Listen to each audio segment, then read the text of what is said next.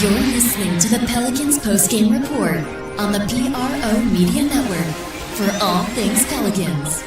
Perfect. Fly Pelican, fly Pelican, fly Pelican. And I tell them that birds of a feather flock together. Fly down, I'm a Pelican forever. Pelican forever. Ain't gon' lie, I feel flyer than I ever been. We stay ballin', this New Orleans, I'm a Pelican. It's going down in the nest, wild, wild west. Come in town and you best, show us some respect. 3-point threat, I better make it rain. If it's up, then don't jump stupid like your ankle sprain. Always said, never hate the player, hate the game. Jumper where the dame late, bunch of trains. Post game, big Q, talking about business. Bird gang, YouTube, they ain't flocking with us. Lock up the division mission, get into the finals. Finish competition, then it's going win the title. I know this flyer than you can get. Such a threat that the ref just might call a tag. You could double, you could press, but you can't check. Right, left, slide by you like a Eurostep. Fly Pelican, fly Pelican, fly Pelican. And I tell them that birds of a feather flock together. Fly down, I'm a Pelican forever, Pelican forever. And never, and never, and never, and never, and never, and never say birds of a feather flock together. Yeah, fly down, I'm a Pelican forever, Pelican forever. Whoa, what's happening, family? It's DC in the building. Got Lex Rod Shotgun, and this is the Pelicans Postgame Report, where we bring you live, entertaining, and truthful Pelicans talk. So shout out to everybody in the chat, man. What's up with y'all? We're going to give y'all some of these topics we've been going over this week, man. And Big Q been dropping a lot of science in them flash reports. And, man, it's just been a crazy, crazy week to be a Pelican supporter. The team should move. Zion, the Pelicans are on board with Zion. Well, duh, he's still on the team, ain't he? I even read one dumbass article that said Trey Murphy should come off the bench for Jeremiah Fears and Derek Queen, who's hurt. I don't know what's going on in Pelicans land, man. It's all crazy. But let me go ahead and bring Lex in. What's happening with you, Lex? How you feeling today? Well, what's up tonight? with you? I'm good. Shoot. I'm good. I can't complain. I'm just a little confused about all the shit I was hearing this week. Oh, yeah, I understand. There's always that for some reason. We can always find confusion when it comes to the Pelicans. No doubt. And we got my man, let's see who we got up in the chat tonight. What's happening, Pelicans? Nola, shout out to you, man. Glad to have you in the building. Tasha up in this thing. What's happening, Tasha? You know, let's see who else up here. Jaden, what's up, Jaden? Big Q ain't in the building yet, Jaden, though. He'll be here. And that's it for right now, my man. Strider, what's up, Strider? What's good with you, man? But I guess we could get straight to business. Knock one of these articles out. Get that out the way. You want to read, Lex, or I'm reading? Okay. I'll help you out, DC, man. You know what I'm saying? You had to go get your glasses or something? No. Dog, I got one contact in. Oh, damn. What? Shoot. Nah, sometimes I do that. Nah, my eye was getting irritated. I had particles in there, but it's better now, thank goodness. Woo. That trust me, that's talk about terrifying. You know what I'm saying? Yes, you don't never want small particles in your eyeball. No, that don't sound like you feel too good. No. It's running to my nearest eye wash station. Yeah. Well, actually, they actually had medication that you had to put in to clean it out. So, you know, I actually get a special solution to clean particles out. So, okay, top secret. All right. It's top secret. There ain't no top secret. Shoot, I want my eye. You know what I'm saying? I need to see. You get that special solution like the secret contract. Oh no, you gotta the kind that you gotta go to what they call optometrists or something. I don't know, but the eyeglass doctors and them, and they give you special stuff. It works. You just gotta let the solution Give it work some and time. things. What's up, Tasha? How you doing? Oh, she crazy. She said, "Please don't, Yeah, please don't let yeah, DC read." yeah. I'm in front of you, Tasha. I don't want to hear your mouth. Jay, what's going on, Jabari? Jabari 340. All right, are we ready? Yeah, go ahead. You can start. I got Okay. you. All right. This partnership hasn't even come close to reaching our best. Pelicans exec says they still believe in Zion Williamson despite injuries and drama. Okay. All right. Well, I'm with you. What's going on? Oh, This shit Williamson hasn't still progressed. hasn't had his final say with the Pelicans. Okay, so after the blockbuster trade that sent Luka Doncic to the Los Angeles Lakers, shocking the entire NBA community, one thing became clear: no one is safe. Dun dun dun. No, I'm just playing. The man who just months prior had led the Dallas Mavericks to the finals and led the league in scoring with averages of 33.9 points, 9.8 assists, and 9.2 rebounds per game was traded. He was the Western Conference Finals MVP, made the All NBA first team for the fifth consecutive year, and had just turned 25. When Nico Harrison decided to pull such a radical move by trading away the face of the franchise, citing dissatisfaction with his physical conditioning, you can bet players like LaMelo Ball, Zion Williamson, John Morant, and Joel Embiid ask themselves, are we next? From the moment on, especially under the new CBA rules, the teams have to be extra careful with every dollar spent. Max contracts won't be handed out so easily anymore. Zion was definitely top of mind in this context, given his injury history and heading into the new season. The New Orleans Pelicans front office responded. Zion is still our guy. If he wasn't, we could have waived him for like nothing on the books. We could have reset everything, but we believe in Zion. He wants to make it work, and so do we. This partnership hasn't even come close to reaching our best yet, a New Orleans Pelicans front office executive said. Off court issues have so far defined Zion's career.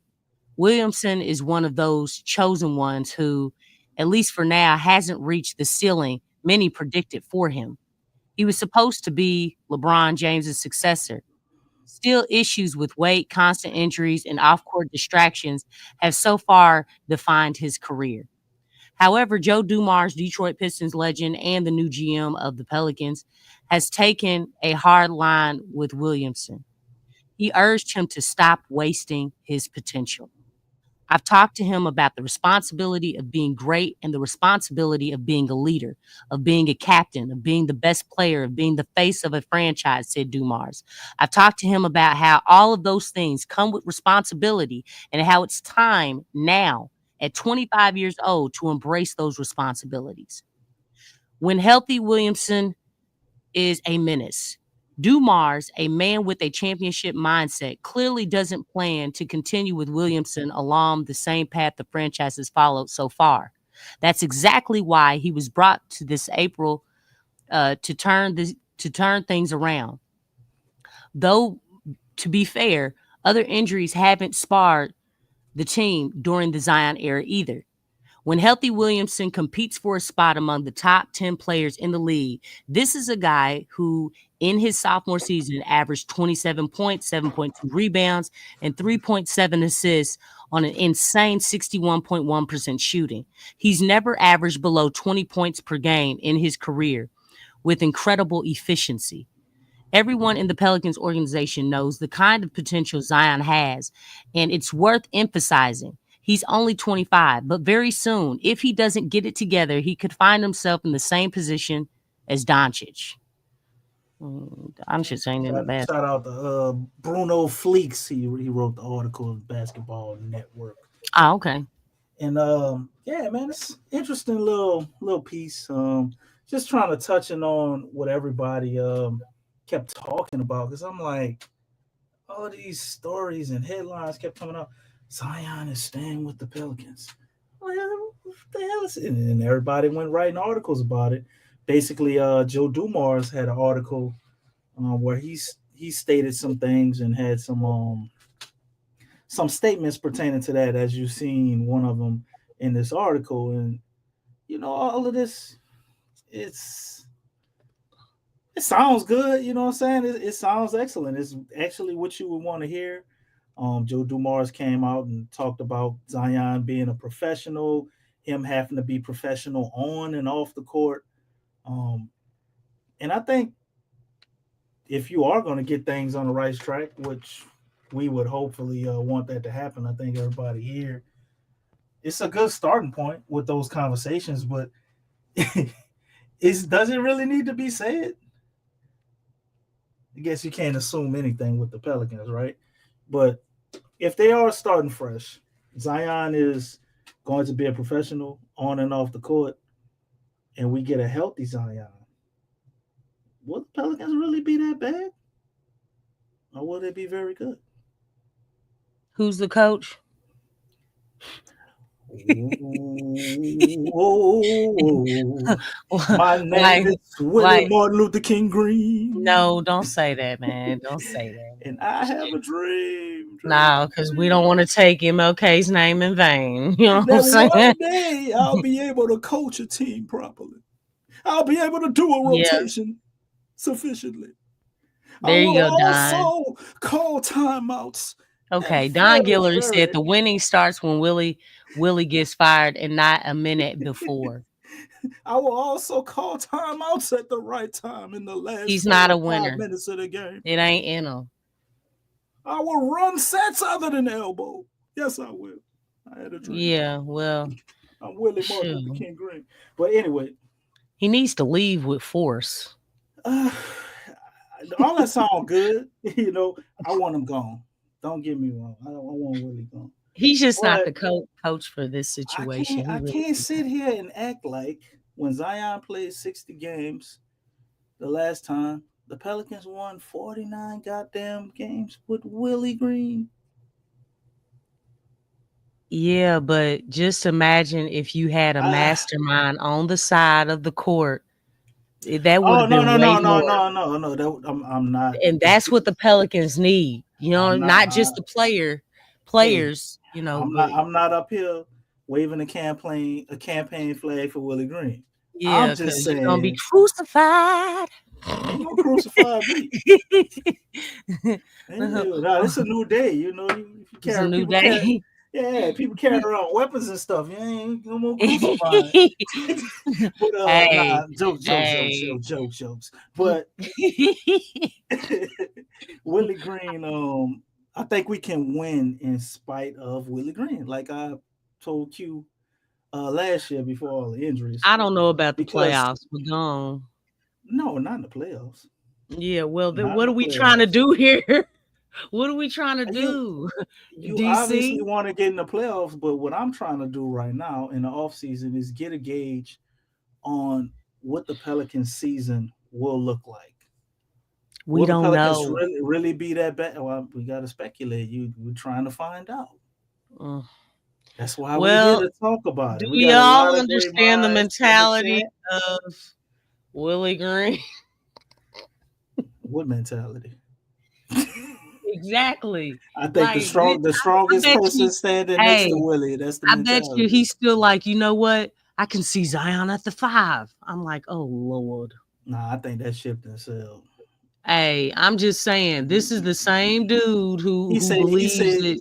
You remember that picture you sent me with Joe sitting next to him? That's what he said before Joe made that face. He said, well, I can't do that shit again. That's crazy, man. That's really crazy. But you're right. You right, Beekeeper. Yeah, who's the coach? Yeah, that tells you everything you need to know. But anyway, so with Willie as the coach, in a fully healthy team, we win 30 games? I don't know. I don't know. I mean, that depends. I mean, look, he ain't trying to not start Trey Murphy, right? Because we all know that Trey Murphy and Zion have like the best chemistry, right?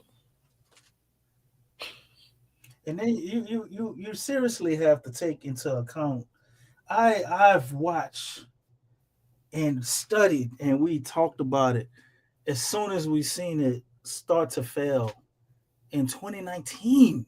We knew what this was with David Griffin, right? We knew the Mm. Pels would never reach what they were capable of reaching with that man at the helm, right? In You see some what way, Don put down? a lot of ways you can say the same about Willie Green. But I will say this: I cannot underestimate leadership in the front office in that having an impact on the team. So I don't think things are going to look the same as they were last year. And my man Don Guillory, as you pointed out, this or you going with the same thing, or he put something else And down. Let me see. no, yeah, he Willie wants What Zion to be Draymond. Remember when you said that? Willie won't make That's it how a he training camp. that But that Lex, that's how he hold up. look. That's how he looks at him. I'm You gonna show said you where that. you're wrong. No, You but you know why? said that I know, but you know why I said that? I said that because Willie said because that. nope. I said Okay. that because the man in charge, named David Griffin, says Zion is a supercharged Draymond Green, and Willie Okay. Green being spineless with no mentality. It's almost Okay. like the scarecrow without a brain. The strongest person he stands next to You is know just what? gonna The Scarecrow actually did have. wait. Who I got it mixed up. Who didn't have the brain? That was Okay. Tin Man. He was very smart. But go on. I forgot. I'm talking But about the week. I don't know about the other one. no, I'm talking about the real one. But I wasn't talking about the What? Wiz. The real one is the Wiz. Both. I That's feel you though. us. I feel Okay. you. All right. I'm talking Okay. about the first one. All right. Okay. You know Shoot, we Michael talking Jackson about. played Scarecrow. You know what I'm Well, we saying? could go to the Wiz where we make some Joe Dumas references. I'm talking Okay. All about right. I'm talking about old pasty David Griffin. You know he Okay. ain't. You think he watched the Wiz? I know we didn't. I know. Get on down the road. He wasn't Down, getting on down. He wasn't getting on dum, down the dum, road, dum. Lex. Come on now.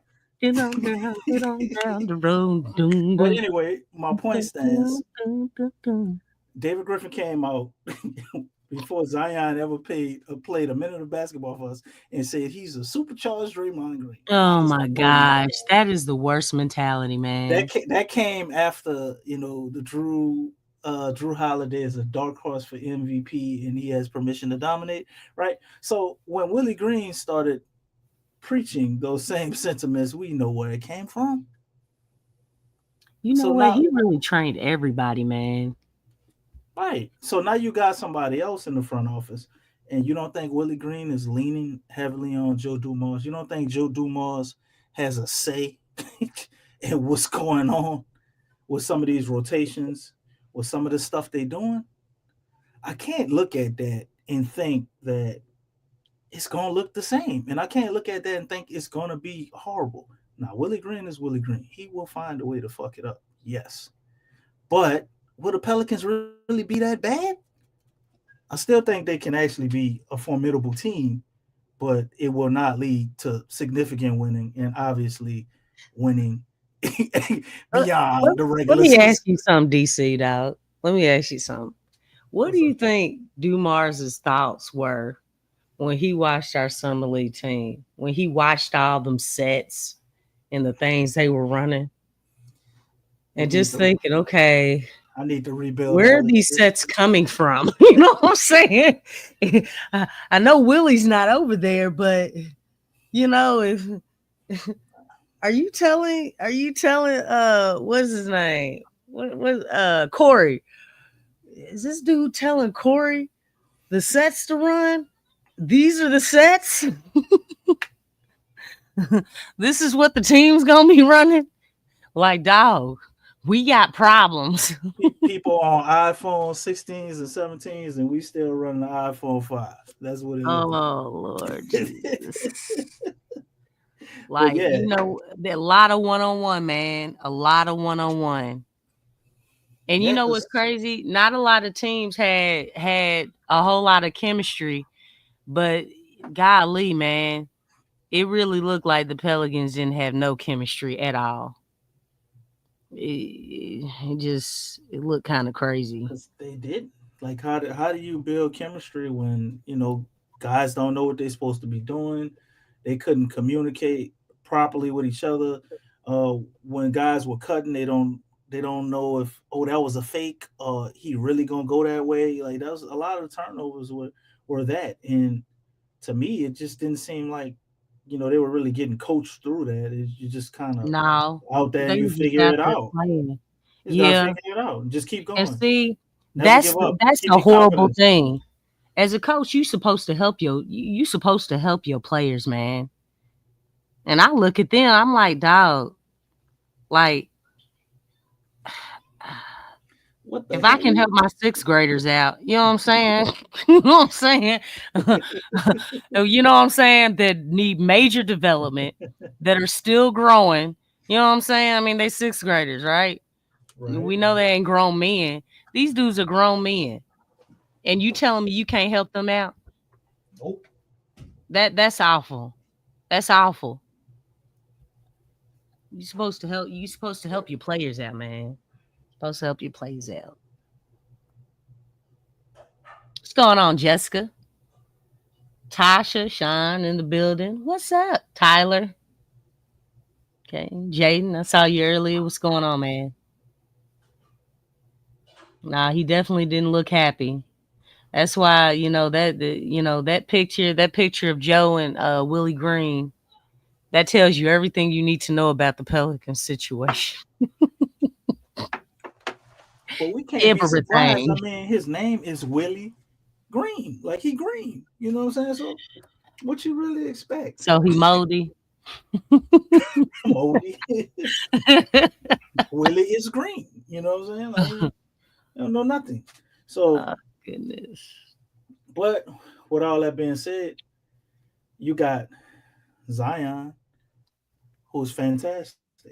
And Mm. with a player like that, you surround some competent players around him, man. I mean, you guaranteed some wins. I mean, we've seen it. We've seen it. The only question Well, mark is whether Zion will stay healthy. That's the only thing that can derail it to me. I've seen Zion out there with bums and willing his team to wins against some of the best teams in the league. So I don't know. Maybe I'm just a little bit higher on Zion than some other people. no. I mean, it's not that. I'm high on Zion as well. The thing is I just understand that there's a huge difference when you have a superstar on your team and you also have a mastermind off the court. And right now, you have a superstar That's on the that's long team, term winning right there, Lex. but At you a high but you level, don't have a mastermind on the sidelines. we don't That's have a a huge mind on the difference. sidelines. We don't even have a mind. Can't even get to Yeah, the we don't master have a part. coaching staff. Whatever we think about Borrego, for some reason, Borrego and Willie Green are clashing. They're not even synced up. They're not even on the same page. Because Willie So I Green not mean, I'm listening. looking I'm looking at that, and it's like that's a huge difference. I don't care what anybody says. Like when you have a superstar and you have that mastermind on the sidelines, that's a juggernaut, because it's not just about winning a few games. It's about what are we trying to do? Mhm. Are the Pelicans just trying to win a few games, have a winning regular season, and just be ousted, just be a borderline playing team, if that, you know what I'm saying? Or are you trying to be a contender? Right now you really haven't set your legitimacy of being a playoff contender let alone if this is even a thing, a playoff pretender. I mean, I like to think the goal is not just to make it to the playoffs, but to do something. And in order to do something, I've said this many a times, in regular season, you are building habits. In all 82 of those games, you are building winning habits, because those habits carry over into the playoffs. In the playoffs, it's a different breed. Why? Because one team is focused on you within a 7-game series. One team. That means everything, all those habits that you built during the 82-game regular season is going to show in that 7-game series against that team. You are going to be exploited in your strengths and in your weaknesses. That's what's going to happen. And so it's like, I always have high expectations. It's like, I'm not trying to lowball. I told y'all last season, I'm not dialed into losing. I don't like that type of mentality. And to be honest, I feel like Pelican supporters have been accustomed to that for far too long.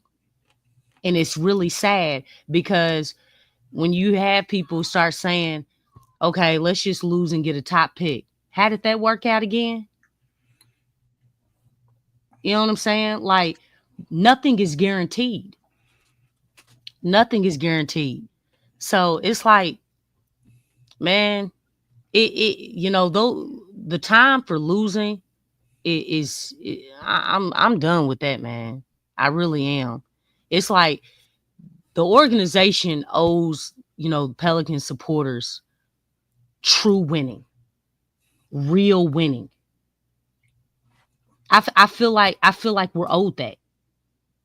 And maybe I think too much of Pelican supporters, but I just feel like Pelican supporters are owed real winning. Not just having, a winning record in regular season. Okay, that's cool. But when can we have years of consistency going far in the playoffs? Think about that. Y'all think, are we not owed that? I mean, with all this mess that we've been dealing with up to this point, I mean, shoot, I just feel like we owe that. Like, it's time. Like, nobody has time for this nonsense. Like, get a real coach up in here, along with the talent. So you can take that talent, build a talented team, because talented individuals is different from having a talented team. We can't say that we have a talented team just yet. We have talented individuals, but we don't have a talented team. And that's what we've been seeing for years. Talented players, but they're not playing as a team. Because again, you're not situating these guys where they're being maximized, where they're playing together, where the chemistry is there, and where there's consistency in playing at a high level and playing the game the right way. So, there's steps to this, but it's like, man, it's time. It's time. It's time. I don't mind being, well, I can't even say it's being greedy or being selfish. Nah, dog, y'all owe me.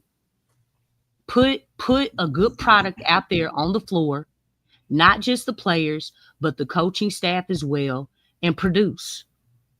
Because we're not faking when we pay money for that NBA League Pass. We're not faking when we're taking our time out to watch these games for ratings and all that stuff. We're not faking when we're buying merchandise, right? Because you're paying hard-working money in order to get this stuff, to stream the games, whatever you do. Yeah. I'm well within my rights. Well within my rights. So, yeah, I just, I want true winning at this point. And I like I said, I just feel like all Pelican supporters are owed that. Nothing less. No doubt. All right, And as you you see got me it. strolling to these front office rankings, I took your Uh oh. advice, my man. Who this was here? Let me see. Somebody in the chat asked me to pull up the front office rankings. Big Sean. Yeah, actually listen to you, bro. I went pulled up the rankings, even though I know it's gonna make you feel good because they had the Spurs ranked third. But no harm, no foul there. Y'all got an excellent front office. Ours is to be determined, but based on what we've had Hmm. in our not so far away past, I'm still scrolling at 10. I haven't seen the Pels yet, and I don't think I'm gonna see them. So, um, Lex is done wrapping it up. So let me go ahead and speed through it. You Just a hot mess, go man. all the way down. Now, I was going through while you was talking. Scrolling, scrolling, Yeah. scrolling, Like let me scrolling, slowly stroll while you scrolling talking. down the. Now You are this one so funny. I do not understand this one right here. Down the river. No wait. Why is Why is Dallas Dallas at 26? 26? They just got Cooper Flag. They got AD. I don't get it. I guess because maybe they traded Luka Doncic, so that's got to be it. So let's keep going. Dallas is 26. Oh, Phoenix is 27th. Okay, still ain't seen the Pels yet. Oh, Sacramento is 28. Okay. Oh, the Chicago Bulls are 29th. Hey, well, wait, who under us? How many teams are in Oh, the NBA? nobody's under us. The Pels are last in the league in front Who did office ranking. Sacramento get? But look, I'm gonna peep this out, and then I'm gonna go into my the other article. I wanted to point out they dropped a little bit of some trade news for the Pels, a trade we were trying to pull off but didn't. But the Pels are ranked here 30th. Now they say in February.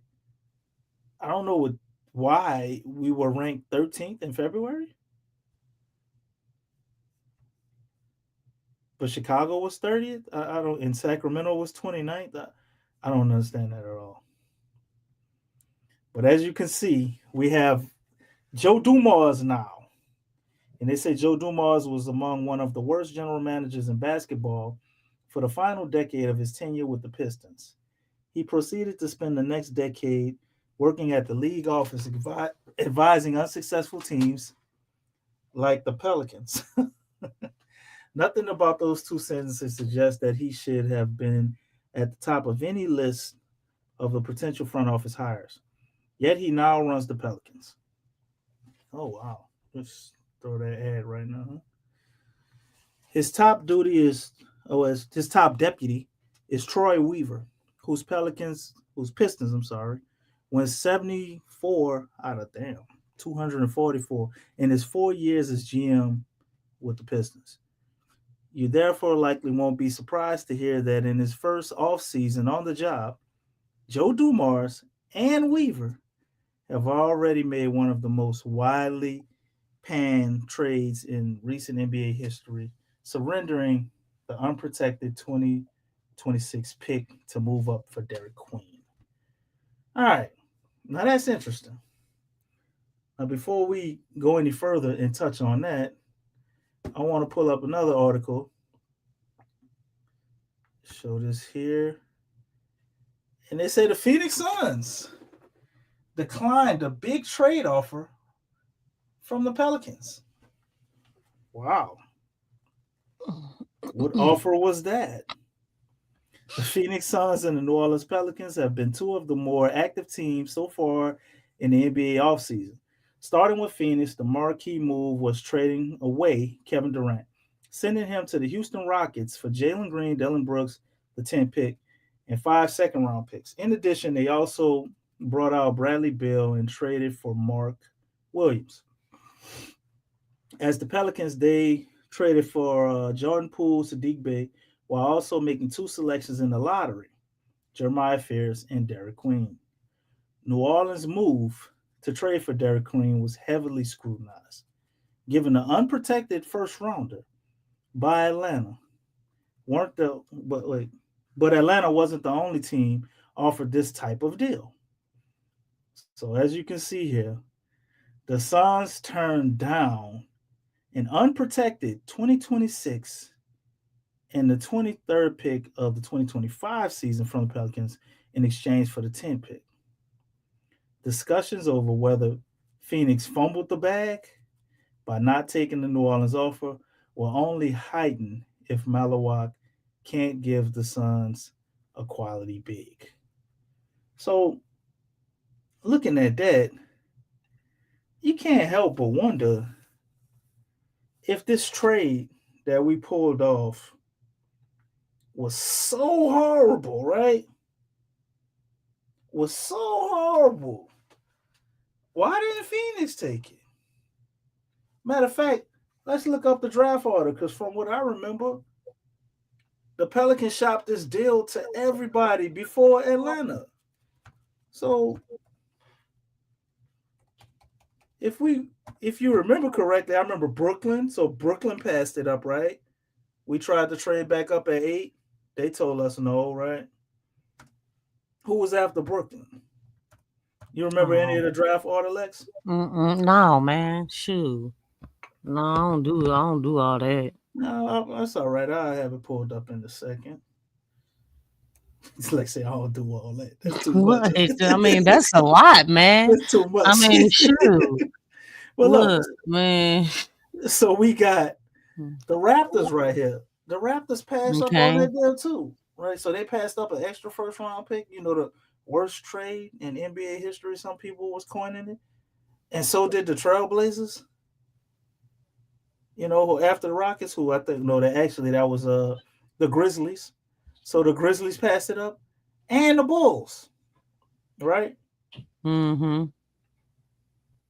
So the whole thing, based on, I guess, it being the worst trade, can't be true. If everybody passed up on this on this trade, right? And we just got, and it's supposed to be a great class next season too. So bad. Why nobody else ain't jump on it? You know what I'm saying? So it's befuddling to me. It's just life as the Pels. You know what I'm saying? We can't do anything right. Let anybody else tell it. And as you've seen, they had our front office ranked 13th, which is mind-boggling. You mean 30th? No, they had them ranked 13th in February before Dave Griffin got fired. Like they were ranked 13th. Well, see, that was dumb too. That was a dumb ranking. Revisionist history, because you got to look at the year prior. They won 49 games before they only won 21. So I guess that was that was still dumb. But I'm saying they ain't really looking for real.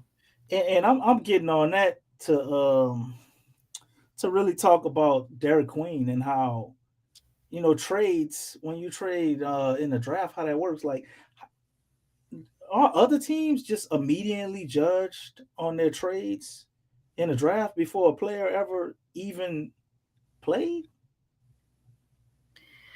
The Pelicans are in a different situation than everybody else.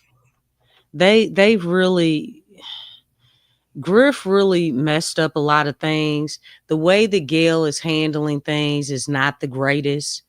And this organization has a history, just to be honest, of just failure. You know what I'm saying? It's like there's no growth. There's a reason for this. And the only way that the Pelicans can come out of this, man, y'all gotta have a chip on your shoulder. Like, you all need to send a huge message through, to everybody and kill all this hating and stuff. And you do it not by being nice and stuff. Man, you gotta have that edge. You gotta have that it factor. You gotta come out and play with violence, man, and just let everybody know that's what the Pelicans need to do. When was the last time they really did something like that? Can anybody tell me? Uh, the only when time they I just seen them play came with out and any just type of shut violence, everybody up. they played with some type of violence in the summer league, but they got their ass kicked though. Okay, no, no, no. When you playing with violence, you have to win. When You they have to played win. with James Borrego when he coached that one game. No, no. I'm talking about like for a season, for 2 seasons, for 3 seasons where it's like, Oh, man, for a the whole Pelicans season, ain't Lex? even playing. Yeah, Oh that's no. what that's what I'm saying. Like, you haven't really seen that. You asking too much with Willie Green as coach. Okay, see, then you know what? Then you know what? Then the supporters ain't asking for enough, and neither is the organization. Because you know what? Gilbert Arenas, he said something. And one thing that he said is that there's only a few teams who are really trying to win. You know what? I mean, I believe him. I mean, I know that's true. I know, a lot of these governors, they put on the front, they just want somebody to put butts in the seats. That's what they trying to do. They trying to fool us. Just like with Gail with a lot of things. We said it with Joe Dumars. Didn't really do no due diligence, do your research or anything. You did your research on Joe for like 10 years, right? And then just hired him. Like, the way that she moves is, okay, I'm losing money and things. I need to make a change. Not necessarily in hopes of like really winning, but just to show the fans, hey, I'm trying to win, but I ain't really trying to win. We see that stuff all the time. Don't nobody got time for that. Don't nobody got time for that. Like, really, she needs to take the stance, because I know this is just her piggy bank. We talk about it all the time. And trust me, we can tell that she operates this organization like a piggy bank. But that's why you bring somebody in who's trying to win, who's trying to really win and not fake winning. Because the fake winning does not benefit the supporters. It only benefits the governors. So, I mean, hopefully, we have to have that we have to get the winning pedigree and to really make a change to this organization, and how mainstream media and players around the league. We've heard interviews. We've heard interviews from ex-players talking about the Pelicans. Man, the disrespect is real. At some point in time, you have to start taking this stuff personal and doing something about it. Man, I want that so bad for this organization. Cause you need it. You need it. Like, and unless you do that, unless you start, approaching this stuff with that it factor, with the chip on your shoulder, with the edge, with violence, all this stuff is gonna keep going. The Pelicans are being disrespected all the time. All the time. And it's like, yeah, y'all got y'all's money, but man, you being clowned by players, by mainstream media, and and fans everywhere. You got fans who do know what's going on, and then you got fans who don't know what's going on, and both of them clowning the Pelicans. When does it stop? If you want to change, you gotta do something about it. You can't be no pushover. Indeed. We got somebody else actually joining the show, man. Ladies Uh-oh. love, but Q Big in the E. building. What's going on with your Big Q? Well, maybe he ain't joining the show. Nonetheless, moving right along. Um, as usual, Lex, you bring a lot of interesting points, but once I say that, I'm gonna point out something maybe I that know. I Yeah. didn't agree with, right? Um, I think Gail Benson. I don't think it's necessarily that she don't want to win. I don't think She she know. don't. I don't think she know how. Exactly. She don't. And she ain't finding, and she ain't doing research on how to either. Well, Come on. I don't expect her Because look, to. Look, that's just like saying Willie Green, he wants to win, but he doesn't know how. Then nigga, go learn. Go learn. Well, The internet is a powerful you know, resource. she was blessed to be able to be gifted, the team sitting around Mr. Benson all them years and watching everything Oh, he did. goodness. And we know they set up a team of people to kind of guide her and lead her through things. She don't understand what's going on with this. And for the longest time, everybody just coming up, taking advantage of her, taking her money, basically. You just gotta hope that somebody can get in there that has the ability to make decisions and make very intelligent decisions. Because, truth be told, I don't think it's a horrible job to have. Um, Depending on where you come in with the Pels, because if you know what you're doing and it leads to results, I think she's pretty much kind of a hands-off type of owner. She's just gonna let you keep doing whatever you're doing. But with that being said, you are operating with some handcuffs because we do not spend money like everybody else. And she is not as I guess wealthy as some of the other owners. And then you also have to add in that I understand what Gil's saying, and I think the scales are tipped for certain teams like Boston and the Lakers. I can't act like they just built everything from the ground up without any help.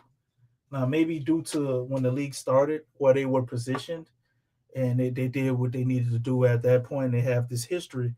But looking at the Luka Doncic trade, she'll let you know that the scales are tipped for certain teams. And certain players like to play in certain areas because it's just better to live. But if we listen to the standpoint of like Gil, and he speaks kind of same thing you hear from ESPN from that standpoint. I mean, shit, they should only just be like 4 teams, right? Like, you just Yeah. have a constant playoff all the time. Like, what are the other teams for? Because it's really just Well, four I mean, we teams. know they trying to put butts in the seats, man. Governors, they look at owners look at things differently than what we look at it. And so you do have a few like Bomber, like he built that stadium with his own money. He Now did talk about Les, but what investing about the in trying Indiana to win owner? and stuff, huh? What about the Indiana owner? What about the Milwaukee owner? You know what I'm saying? What about some of these other teams that they were able to get there, win, or at least get close? What about all the success going on in Cleveland? You know what I'm saying? They're not trying to win for real. Like I think it's a lot of teams trying to win, but um, it's just certain advantages and disadvantages you aren't granted with the way the NBA is structured. So you got Bowman, like you said, he come in throwing a lot of money around. It still ain't won nothing. Have they ever even went to?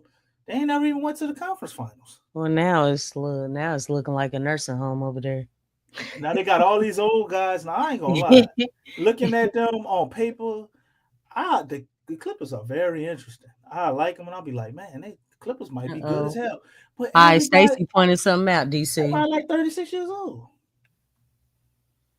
Oh, where'd Big Q go? He must be having technical difficulties. I don't know what's going on with him. My man Stacy say, yes, she is. DC Gale is worth $7 billion. I was shocked that she is middle of the pack in network for the NFL owners, let alone the NBA. Now, okay, Stacy, I want to point out something very interesting to you that you just said. Out of all of those other owners that's in the NBA, right? How many of them are managing an NFL team and an NBA team? So you're gonna have to cut that $7 She's billion. doing neither. Well, I'm just on paper, Lex. She don't know what's going on. Come on, Lord Jesus, come on now. Don't do me that for the sake of my No, I got counter punches, dog. You know what I'm saying? You can't be counterpunching when I was talking to Stacey. Hold up. Let me spawn one person at a time. That makes the point even stronger. Yeah. She's a gold digger. She's a Crazy. good. I'm sorry. Nah, she in New That one, Orleans. Like I Jamal. said, it'll be gold diggers. You gotta Oh hit it Lord, yeah. like the ghetto twins Hit, from New hit, Orleans. hit You know that what I mean? note again, You can't DC. say Hit it again. gold dig. I can't do it like that. Oh, My you got sister, to get on top of the note, buddy. Get on top of I it. can't do it. My sisters them used to have me listening to that shit riding the cold when I was young. Man, I ain't had no choice. But ghetto twins She's used to go hard on some of that. dangerous. I don't know Gotta who get that boy that DC is. a good talk. Who that is? She's a Gotta get gold. DC a good talk. Vocals is not his strength. Man, what you in the back of U-Haul box truck or something? What's going on with your audio? What's up, I'm big on the truck? road. What's up, Lex? How y'all doing tonight, man? Shout out to the flock. My dog DC, you gotta give him his good talk. That's his strength, man. You know, the vocals ain't his thing, brother. You know, that's all right. He tries. But yeah, Okay, just checking y'all. So you just Go come ahead. in. You come in hating. Can you actually talk about some basketball? Man? He said, "What up And to the how flock?" are you doing too, my good sir? I'm good, brother. Yeah, appreciate you for asking. And yeah, y'all got some good topics tonight, man. And you know, this whole thing. I came in on the back end. Lex was talking about the leadership situation. You know, mentioning Gilbert Arenas, Pelicans, no respect. I actually, and we talk about this often. You've been documenting for years. National media been after and been talking crap about the Pelicans. When the news cycle is slow, they pull out a Zion Williamson's fat news story to kind of spur their viewership. So the Pelicans have been a kind of a laughing stock, and it's their own fault for tolerating it. And you're absolutely right. This team is a team that, for a large result, wasn't trying to win no championship. They was just trying to be viable and just make money. And now they got everything positioned where they are making the money. And now they're trying to get this arena deal together. That's why it's a push to validate the Pelicans. They want that arena money. They can't validate building $1 billion arena in New Orleans if the team is not winning and doing anything, and they're a joke. So I actually think that they're headed in the right direction. I think Joe Dumars, and I've said this before, he's the most credentialed leader the Pelicans have ever had. They never had an administrator like Joe Dumars. You know, that's accomplished as a player, won a championship as an exec, you know, and is respected in the league. I remember there was a Sports Illustrated or one of these magazine images of Michael Jordan. They had him shrunk like Joe Dumars was next to him. Y'all probably seen that before, when they talked about nobody stops Michael Jordan, but the Pistons have a word for that, or they had something to say about that. And they had Joe Dumars superimposed. Jordan rules, huh?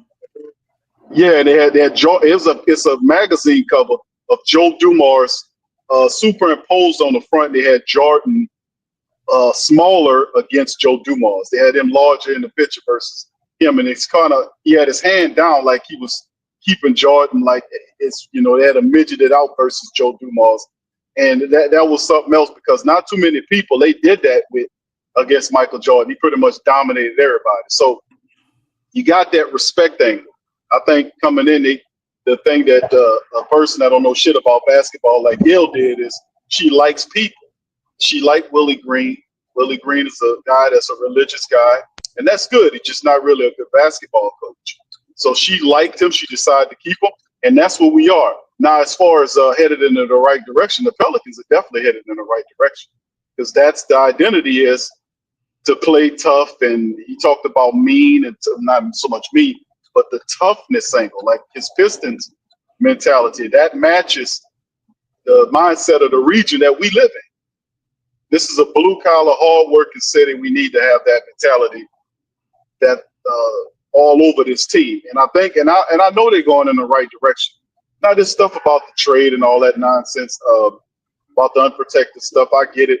But in the end, nobody's going to remember that if the Pelicans can turn this into a winning situation. So they're doing everything they can in the draft and the free agency to add people to the team to make them more impactful. And they basically are putting Willie Green on notice, man, is that he got to win right away or he going to get that X. That's the bottom line. So he's handicapped as far as that concerned. The rest of the stuff is definitely all good, you know. So I mean, that's something that I see there with some of the chatter I don't know if y'all talked about the Simmons guy, his dumb ass. But in the end, he has the axe to grind against New Orleans, man. People. Yeah. If you watch the comment section on some of his videos when he talks about New Orleans, the Pelican faithful light his ass up in the comment section, and a lot of his commentary is aimed to insult the base. That's why he picked at us and said that take their team. Then he said, I don't even think there's much of a support base to even warrant watching. That's a snipe at you. So you know what that was, Q. He was farming, bro. He was farming for views. That was writing. Views. He knew well, once he said that, because we got the Pelicans, I think they were like the 10th or 3rd most watched team or something. In our area. Yeah, but I agree with he was gonna get a lot of views from that, man. And it worked. Well, that's the thing, man. That is a publicity stunt. Think about all those clickbaits that they had about Zion and stuff. So. Yeah, but that ain't all press ain't good press. And I don't think you want the faithful to be in there tearing your ass up when you start talking mess about other people's team. He didn't mention Brooklyn, who hadn't done a damn thing since they moved up there.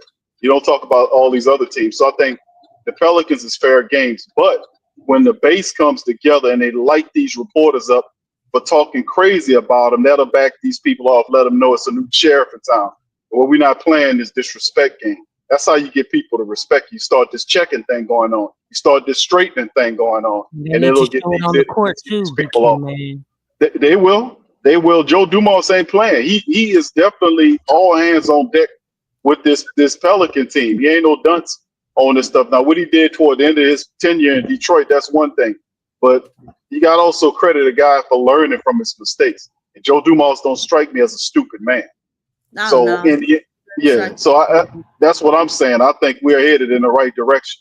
The Willie Green thing will eventually take care of itself, because I don't see him growing like we need a head coach to grow. We should have had an identity by now. We should have, this type of stuff. So it is what it is, but I think we're in the right direction. Big Q. Say again, Lex? I said I'm glad you had to change your heart in that, because I know. No, you got to give a guy a chance. I know. You got to give a guy a chance. He can grow. It's like you think I know about DC not knowing how to sing? He can play a good guitar, but I heard enough of him sing. I know that ain't his skill set. He can play the hell out the good guitar though. So you got to give a guy a chance. You got to give him opportunity to show what they can do. You'll give a man a chance who to do strategy, who don't have a brain. I mean, the man got a brain, DC. That's not fair. He's just not a good basketball coach. But he's a good assistant coach. You know what? His head's still on his shoulder, so you're right. He do have a brain, but he don't have a mind. He got a brain, brother. He don't have a mind. Okay, I'm gonna just say the man don't. He don't have a mind. Well, DC, that was kind of cold, bro. That was call a man the scarecrow from Wizard of Oz, bro. That's. So where you going to get the brain from, DC? Because he supposed to be getting with Dorothy. They got the car with the lion. He going Joe Dumars. So Joe Dumars is the wizard. But you know what's crazy, y'all? Look, the scarecrow on his journey. The scarecrow on his journey made some smart decisions and smart moves. And as we can see with Willie Green, he ain't doing that. As he's going on this journey, we ain't seeing them improvements, man. And that's the difference. He actually started to show like, wow, I did make some good decisions. I learned and helped out. You know what I'm saying? And really contributed. And that ain't the same situation. Maybe the beginning Scarecrow, but not the end Scarecrow. I thought Willie Green would help himself out if he learned to sit down and work with Borrego and learn Borrego's offense, where his dumb defense don't get in the way of it. That's something I really thought that he would have gotten by now. And that's one of the main indictments on him, outside of not establishing an identity for this team, is that having a solid offense that you can run through. And I don't think Borrego's offense is that boring and that dumb and that bland and that non-imaginative. I think it's one of these schizophrenic things where the team is confused on how to play. You got Willie Green over here with his philosophy, and I don't think he has it. I don't think he understands what Borrego's doing. He can't. I mean, we seen the light day when Borrego got in there. Yeah. I thought he'd figure that out by now. I mean, just the fact that we call it Borrego's offense. Have y'all noticed that? It's Yeah. not Borrego's Like offense. 'cause nobody it don't look says, nothing like nobody Charlotte. has ever said Willie Green's offense. Because You know Willie what I'm Green is saying? don't have an offense. He don't know shit about no offense. That's why it looks like that. I mean, he was supposed to take principles because basically the football nomenclature adds into the basketball side of things, right? When they use it, and you would consider Borrego the offensive coordinator. You would consider Willie Green, even though he's the head coach, he would be considered the defensive coordinator. His skill set is defense. That's what it is.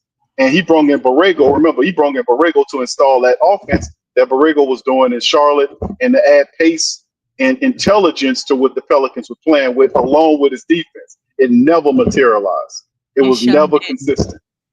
Look, we were always looking for it. Where's the Borrego offense?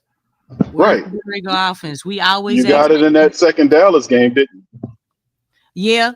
Yeah, but he was leading the charge though. And I think that's the difference. It's a difference when you're leading the charge and not being a secondary, because obviously, he ain't gonna step on Willie Green's toes, but in actuality, Willie don't have it.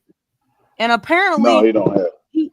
For some reason, even he has some deficiencies in his like some learning disability. Damn. Or he's just not being disciplined enough to sit down and learn that stuff. And honestly, I just feel like, dude, as a full-time coach, you mean to tell me that in the off season you can't take the time? The internet's a powerful resource. You have you have a offensive guru right there beside you, and you don't have the discipline to learn what you need to learn in order to position your team to win. I think that stuff is weird. Man, let me be a full-time coach. Yeah. Let me be a full-time coach and get paid, whatever. You know what I'm saying? Because it's way more than what I'm getting now. Yeah, but Lex, this is the thing with temperament. You got the temperament and the mindset to push your team to greatness. It's a different thing when a person can use, he says force, which because of how he played, he weakens the term, because what he's doing is not whatever force term he's referring to it's not what it right. It's weak because and it literally turned his team to soft to the point where he called them soft, and they got mad at him because like, how dare you call us soft when you the goddamn one coming up with all this stuff on these boards and all this stuff about all this. And also remember this, fam. Willie Green is a company man. Willie Green is a company man. Willie Green is not a evolutionary character. He's not. He's a company man. He got the job because he agreed to take more than half of them people who wasn't his coaches onto his staff. He knew he wasn't going to never get an NBA coaching job. This was what he was going to get. He wasn't ready for this job. And after 4 years, going on 5 years, it took a manager a governor, whatever you want to call him, that don't know nothing about basketball and deals with likes of people, not results about what they're doing, and to keep them in place. And that is how he stuck with this job. Now, will he take because Joe Dumars has given them enough resources, whether you like Joe Dumars or not. He's given this guy enough resources. He's going to get a healthy Zion, a healthy trade. He gave her, he locked in her. He gave Zion his bread. So these guys are happy. They got their paper, right? So most of these guys, majority of these guys are going to come in there. They're going to be healthy and ready to roll. So he adds a 20-point scorer, 20-plus point scorer in Jordan Poole. He adds a 15-point scorer in Sadiq Bey, who's healthy and is going to be ready to go for the season after missing all of last year. You got guys that are very talented in Jay Fears and Queen. These guys can play. So you got Queens ain't perfect, but he's a goddamn rookie. I see all these people online lighting into Queen because he's turning the ball over. Well, guess what? Fears and Queen was turning the ball over. Guess why? Because they goddamn rookies. They're going to learn. They're going to get better at it. And you best believe they got the temperament to want to win. That's why Joe Dumars took them, because they fit in with this toughness thing. They ain't going to let people crap talk them and point at them and make fun. He was saying that in the summer league. when he was making mention of the guy was talking mess to him, so he had to step it up. You know, that's what type of players that you need on this team to make some shit pop. You got Kayvon Looney. Kayvon Looney's a really good big that can also help out. So in the end of the day, I think he's giving Willie Green more than enough people to be able to make a difference this year.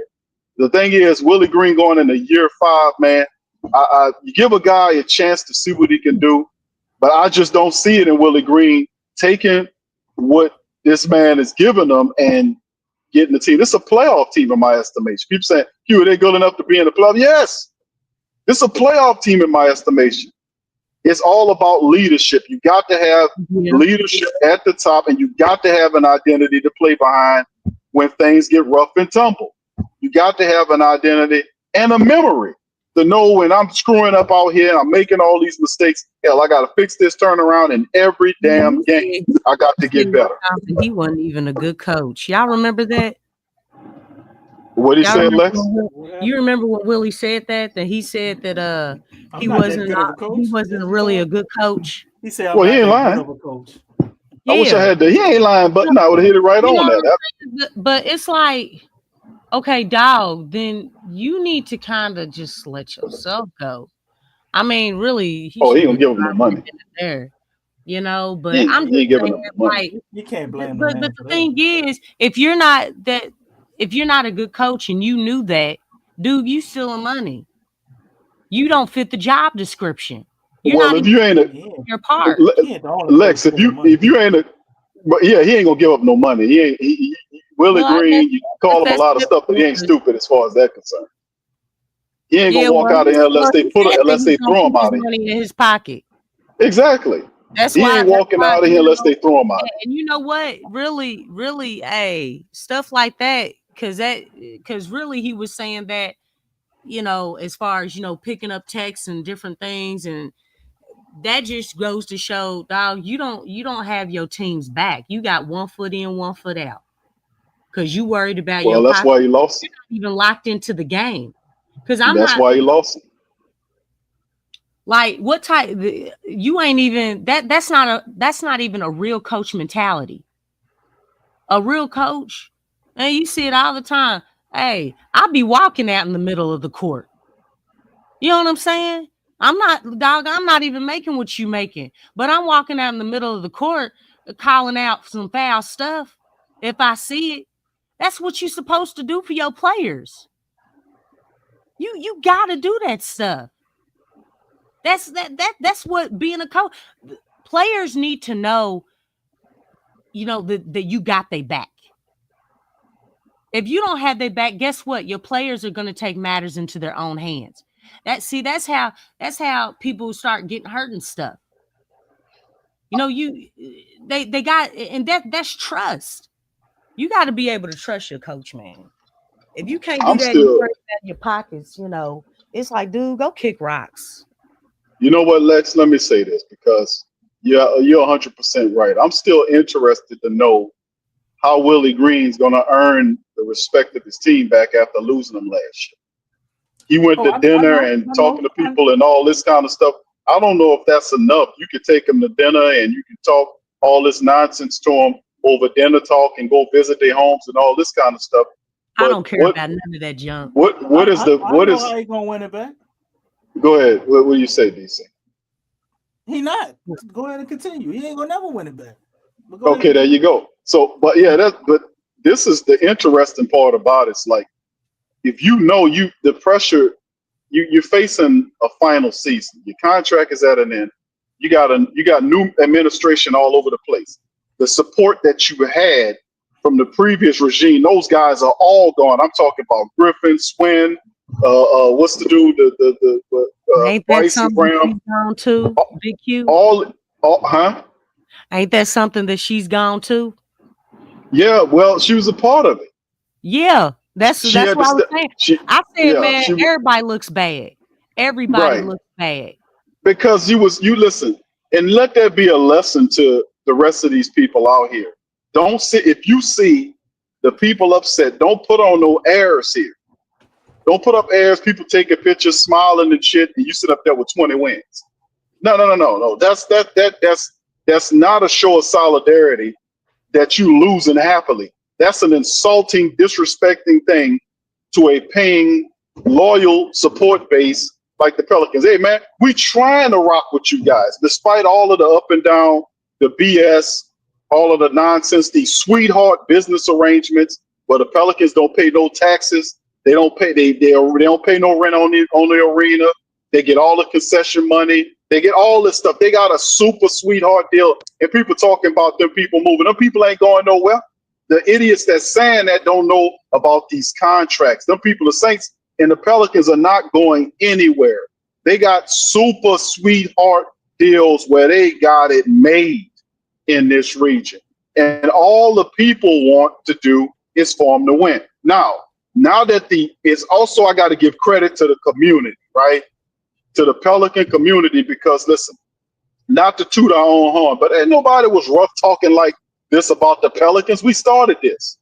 We've been talking rough, and that followed over from how we covered the Saints stuff, because I've been a rough talker about this, because I'm not no guy to sit up here and placate no losing or play all this nonsense, man.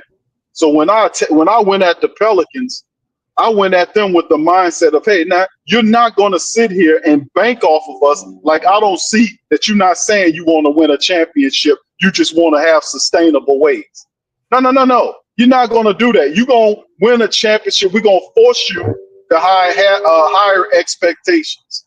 We're going to force you to, if you want this money, you're going to elevate whatever you're trying to do to what we want you to do. And they will say, a lot of these media people and these other people saying you don't have no effect on what they do. You out your goddamn mind. Anytime they take money from you, you got a power over them. They cannot exist without getting money from you. So if you're a supporter and you're a smart supporter, not one that just gives money to anything, if you're a smart supporter, you use the power you have to get the result that you want. That's how this works. And that don't just work in sports, that works everywhere in life. So when the supporters elevated that intelligence level, that made the Pelicans brass say, oh shit, these people here, man, we just can't tell them buzzwords anymore, and that'll placate and satisfy them. That changed. All that changed. So this rough tumble talk that we've been doing about the Pelicans and the Saints, man, we've been running that, man. And that's why we got a Joe Dumars here, because that's what's a hire. They felt guilty about. That was a hire they were supposed to make years ago, that they were supposed to bring him in here, but Tom Benson didn't want to pay that man's salary. That's why they automatically went back to Joe Dumars, because they had a guilty complex about not hiring him in and going running around with all these other dudes. They made the VP position for Joe Dumars. That Tom Benson, rest his soul, did not want to pay the money. Now with him gone and now Gail running the team, she went back and hired that guy. And that's what Mickey Loomis was saying originally, that, hey, man, we need that guy here. He brings respect. Now, listen, I'm not saying Joe is perfect, but like I said before, that's instant respect. The fact that he worked in the league office for 10 plus years in the league office when he left Detroit, working in there, talking to teams, doing stuff with the rules and all this type of stuff, man, all that's going to work for you, because the whole stuff we've been talking about is the fact that the Pelicans don't have no arm length, no connection to the league office. They can't tell them hey, man, start looking at and officiating Zion differently. You got the goddamn guy that was running it now over the team now. Yeah. He had all those years connected and he left good. That is definitely going to have, I don't know how much percentage of it, but that's going to have a connection in changing how they officiate the Pelicans. So hey, listen, like I said, I just feel like if you go at it from a historical standpoint, it is the best hire. Go back and look at all these clowns, morons the Pelicans had running their organization, Bowers and Dale Demps, who Stern said that this guy ain't know what he's doing and all this kind of stuff. This backstabbing ass dude that to this day. So I mean, like not the guy that's going to lead the team. But one more thing is left is the coach. We know that's the problem. So that is something that we got to deal with, because he cannot overrule Gail Benson. He got to let her see what Willie Green is going to do with this team. And I don't know how many games it's going to take, but at the end of the day, I know it's going to happen. He either win or he going to get the hell up out of here. And also, look, I'm going to throw this back to y'all. But if Willie Green was serious about learning the game like Jamal Mosley did, like who got hired at the same time, like Charles Lee did, you could see maturation in those guys' game. And Willie's coaching game, if he was really serious, why didn't Willie Green, he lost Dernard Lazard, the big man coach. I don't know, he'll elevate it, whether it be Greg Monroe or he brings somebody else to do what Lazard did, because he left, I think he went to Memphis. But the thing I'm asking is, if Willie Green wants to win, why don't he add another coach to bring in to act as an advisor to kind of help him there? You know, he feel like he got the right team to do it. Like I said, my thing is, I don't know if that man truly realize what's in front of you. You about to get up out of here. This is year 5. So why not bring in the more credentialed coach that he probably worked with before that can come in and help and all this kind of stuff? I don't see no coaching hirings yet. You know, I don't see him in bringing anybody to help out there. What do you guys think about that? Because in the end, that's the biggest thing I see that's lacking is, you know, they need more intelligence on the coaching staff. Man, I look all up and down their coaching staff, man. Borrego, the only dude that you can say is respectable. Who else they got? No disrespect to Miles or the Collins, man. But ain't nobody beating down their door for none of these freaking guys, man. No, it's really something how, you know, even with Borrego, you know, he's looked at you know, with all these interviews that he's been doing, you know, with other teams. Why is it that, you know, he's only good enough to be a lead assistant? I thought that was kind of interesting because how many jobs has he interviewed for head coaching? I'm not knocking Borrego. I'm just saying I think that's kind of interesting how, you know, he's only the only good thing about him is that people want him there for a lead assistant, but not as a head coach. I mean, what are y'all's thoughts on that? Yeah, I think the window. Oh, go ahead, DC. I think it's just based on Willie Green. Like, James Borrego has been here for what, two going on 3 years now, right? So the first year, you kind of see, I guess, a slight uptick in the offense, but you're looking at the players that we ain't doing nothing that's, you know, blowing people away as far as our offensive strategy and how we utilize everybody. We all know why that is. But then you got to look at the win-loss record of last year, and it's like, okay, if you're such a great mind and a great basketball guy, usually that goes hand in hand with winning, right? You see teams, that's why Willie's here. That's why Collins is here, because they went to the Warriors and they were winning. Then Willie went to Phoenix and he was winning, right? So you got Borrego over here who coaches identify as a great basketball mind, but what has he done as a head coach? And then we trash. Offense wasn't even good, you know, last year.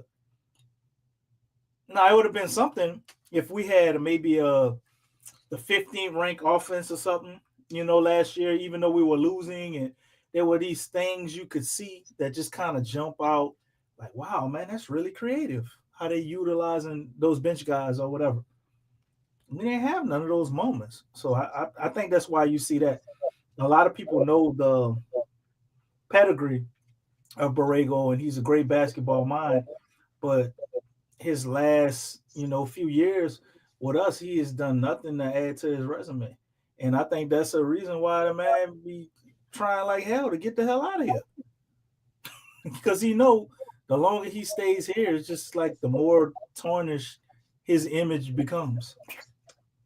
Now, maybe all that could change right now because we're under new management with Joe Dumars, and I like how Big Q broke it down with him because I see it. A lot of things are going to change, even though Willie will remain constant. at least for for right now. You know what Oh I'm saying? goodness gracious! Well, And but I did want to Rego is point something a out too. side effect of Willie and all this losing. But go ahead, let you go. But one thing, because I've heard a lot of criticism from Pelicans fans about Joe Dumars. I do believe in giving people a chance, obviously. But one thing that we have to think about, and this is for those people who feel like Joe shouldn't be there. I mean, he's there. He was just hired. They're not gonna get rid of him just like that. I mean, let's be realistic. But Joe is coming into a situation where he had to take over and deal with the residue from Griff. Now you have to think, in 6 seasons is really Griff should have been gone a long time ago. I feel like Willie should have been gone, especially when you bring in a third coach. For the time that Griff was here, you got 3 different coaches, which is kind of crazy. But when you're coming into this situation, you still have Zion. This is going on his 7th season. And it's a kind of a weird situation because you have some people that feel like you should go into a straight up rebuild. But it's like when you look at teams like OKC, you look at teams like the Timberwolves, they all started their rebuild at the same time as the Pelicans. We see where they are and look where the Pelicans are. Like, it's almost like we're still in the rebuild because we've been stagnant for so many years, which is crazy. So you look at this situation and it's like you're asking this man to turn this whole thing around. And not only that, if you look at the time frame in which we've been, watching Griff, butchering a lot of stuff. And then with the coaches, no stability, no leadership, no direction, no vision, no culture. Okay. Joe Dumars is coming into a situation where none of that is available. None of that is available. And he's trying to turn this thing around. When you're turning something around, sometimes it's not going to look pretty. It's going to look a little bit ugly because guess what? The situation is already ugly. It's already ugly. And this organization is already delayed. The trades, as far as some of the players that were on this team, those trades were delayed. They waited too long to make changes, and here you are. And then when you have a coach who does not know what he's doing, who doesn't know how to win, even the fact that when you had Zion available for 70 games, this is the season before. And this is what I'm looking at, not just last season, because we all know about the injuries. But when you look at the season before, Zion being available for 70 games, Brandon was available. Most of the team, for the most part, they were available. Still a borderline playing team. We talked about how many close games were lost. That were determined by 3-5 points. Stuff like that, it really shows, dude, you don't have it. You don't have it. You can only go so far with a coach like that. But when you look at the whole situation in which Joe Dumars is coming in, it's a lot, guys. It's a lot. And let me tell you something. Pelican supporters want to win now. Yes, you got Derek Queen, you got Jeremiah building for the future. But at the same time, it's like, man, we've been waiting. We've been waiting for a while. You know what I'm saying? Like, just think, if the timeline was done right, again, look at OKC and the Timberwolves. They started their rebuild the same time the Pelicans did. They got it together. You know what I'm saying? Like, yeah. Can the Pelicans get it together? And that's what we got to look at. He's dealing with a lot of residue, man. A lot. I mean, it takes him, and he's trying to be aggressive in what he got to work with. And I commend him for it, because it's not easy to come in this situation and you going into year 7 with Zion, and they've actually come out and said, "Hey, Zion, we're gonna build this team around you." Isn't that something? When Zion first got here, who'd they say they were gonna build the team around? Nobody. No, Drew Holiday. I'm just saying. You know, they didn't waste no time. They didn't waste no time with Shea and Anthony. I'm just saying, man. It's like they were like, "Oh, we're gonna take baby steps." That's therein lies the problem, Lex. You mentioned it. You talk about Minnesota. They made a bold trade. They were saying that Rudy Gobert trade, when they gave up all those first round draft picks for Gobert to get to Minnesota, that was a dumb move. And next thing you know, Minnesota, look where they are. Yeah. So I mean, they were saying it then, but they forgot all about that shit when Minnesota got up there. Minnesota, OKC, you name teams that you're absolutely right, started there. The big difference is there was leadership there at the top. That's the big part of it. So if you got the Pelicans were messing around with David Griffin, who is he was a basketball NBA con man. I was saying that the whole time. He's a shyster. He got up there. He had a political science degree. He talked like a politician. He used all these fancy words bureaucrats would use if they was having speeches at the United Nations building in New York. They were sitting up here having and speaking like that. And I'm like, man, this is not basketball nomenclature. This is not what we're talking about here. We need to get to brass tacks. We need to formulate an identity. And he didn't do that. When he came in, he didn't bring leadership in here. He came in here, he didn't know who was going to be this. He was making weird comments about giving people the permission and all this old crazy back-ass stuff that just totally disagreed overall in what we were supposed to do. Basketball is simple. Winning is simple. It is not complicated to win. Accountability has to be a part of the matrix, and you got to be honest. You got to be able to look in the mirror and say what's wrong with this organization and fix it. If you don't do that, then you're going to have inconsistent situation and outcomes all the time. You're not going to have a consistent success formula that we see other teams had, say a Boston had or something, similar teams, where you can see them trending up to a crescendo and then them going up and winning championships or playing in the conference games or this type of thing. Pelicans, first of all, you have to say that that's what we want to do. The Pelicans did not say that. They did not say they was here to win championship was Griffin was running the team. They did not say that this was, all this kind of, that's not what they said. What they wanted to do was put together a team that was entertaining enough to make money and get to the playoffs, and and they were good with that, because that's what the mindset was for what the Saints was. They just wanted to be good enough just to get you to keep paying the tickets, because it's too damn hard to do it the other way. You gotta really scheme and plan and make better trades and fight to get better coaches, fight to get better trainers from all these other teams who we see are winning. They have trainers that know what they're doing. They have leadership in those positions. They have installed the proper players and the identity to be able to win. You can't win nothing in no NBA without no identity. So that's where the Pelicans been failing at, when they had Dale Demps up there, who was a raving lunatic idiot. You bring in a politician behind him, and then they fiddle faddle with all these old mediocre ass coaches.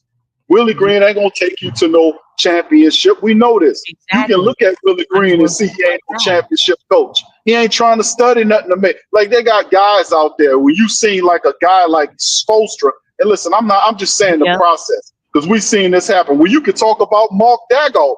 This guy was a G League coach that they made, and a G League coach that got there and took that team in 4 years, and took them into and won the championship.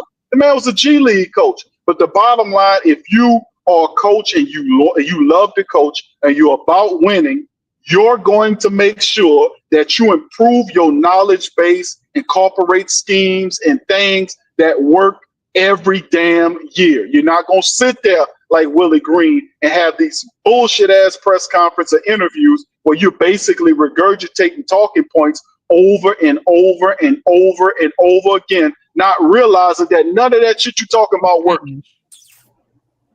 So this is the difference. So in order to get there, that's what I'm saying. The Pelicans are headed in that direction. They got a guy that says, I want this team to be tough. And he changed all that shit, took all them silly ass words down off the practice walls and all this kind of nonsense. And want to be a basketball, want to be where we want to be a family. All that dumb shit. Yeah, No, all that is gone. And we need to focus on winning. The one goal is to winning the championship. That's what it's about. Gotta love one goal, man. Yeah, But that's way better than all that other junk. That was awful. Speaking on that, you got Yahoo Sports here who dropped the article of off-season grades. No, They gave us a 2025 record prediction. Well, not prediction, but actual results. 21 of 61. You had the over and under for this year. They're giving us 30 wins.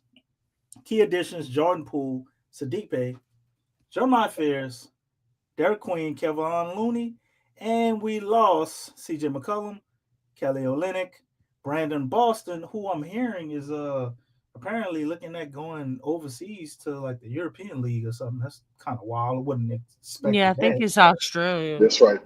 That is crazy. I would have thought somebody would pick him up, man. He's good enough to be on somebody's bench, or possibly a spot starter. Well, we also lost Alfred Payton. They say it is unclear what the Pelicans' strategy was for this summer, other than the fact that they really like Derek Queen. For those draft rights, they traded their unprotected first round 2026. You're going to keep hearing the constant theme of that. It was a wild gamble that essentially demands New Orleans to make the playoffs this season or lose a lottery pick. So what did the Pelicans do? In the absence of injured point guard DeJounte Murray, they traded CJ McCollum for Jordan Poole, giving the keys to their offense to one of the most inefficient. So, wait, hold up. I got to stop. How is trading for Jordan Poole giving him the keys to the offense? Trey Murphy and Zion don't exist? Okay. Yeah, they don't pay attention. I mean, they outside looking in, but F is crazy. And But Jordan hey, Poole, he's actually better than CJ McCullough right now, with TJ getting older. But nonetheless, so they get the keys to the offense of one of the most inefficient, probably high been watching usage YouTube. players in the league. Who also you're right, Lex. They probably haven't. Who also happens to have one more year than CJ McCullough at the end of his deal. None of it makes any sense whether or not Zion can remain healthy for an entire season. And they gave us an F. This you know what? I'm right really here tired of the narrative, with the man. all-season grades is kind of what gave us the idea for the title of the show. Are the Pelicans You know what's really crazy? that bad? Because the Warriors didn't do anything in the off season. Well, let's look at the Warriors grade here, Lex. I can probably find it. See what they gave them. They didn't give them an Kevon F. Looney, right? Yeah, they lost Kevon Looney, but they haven't had no new additions. And you have a disgruntled Kuminga that's still on their roster. I bet they ain't give them an F. Okay, the Clippers. Well, but that's very interesting. Golden State got a C. Lex, they did average. And I don't know who they key additions are. Alex Tuhi and Will Richard. They who wrote this? The only team that did not add anybody in the off season as far as trades and stuff. See, who wrote this article? You read? So you saw some from DC. Who wrote this? Ben Robrusher. Ben Robrusher? You said it's from Yahoo Sports. No, I'm probably pronouncing his name wrong. Yeah, this is Yahoo Sports. Yahoo Sports. Gave the Pelicans an F. They gave us an F on the offseason, bro. So that means we basically I've never heard of them. The absolute worst you could possibly do. And I find that very interesting when we got two players that were projected in the top 10 in the draft and you also sign a borderline, maybe you say a fringe all-star guy in Jordan Poole, possibly, right? And you sign a starting level wing in Sadiq Bey if he's healthy, and a starting level center for spot minutes in Kevon Looney. And you lose a starting level center for spot minutes in, Kelly Olynyk.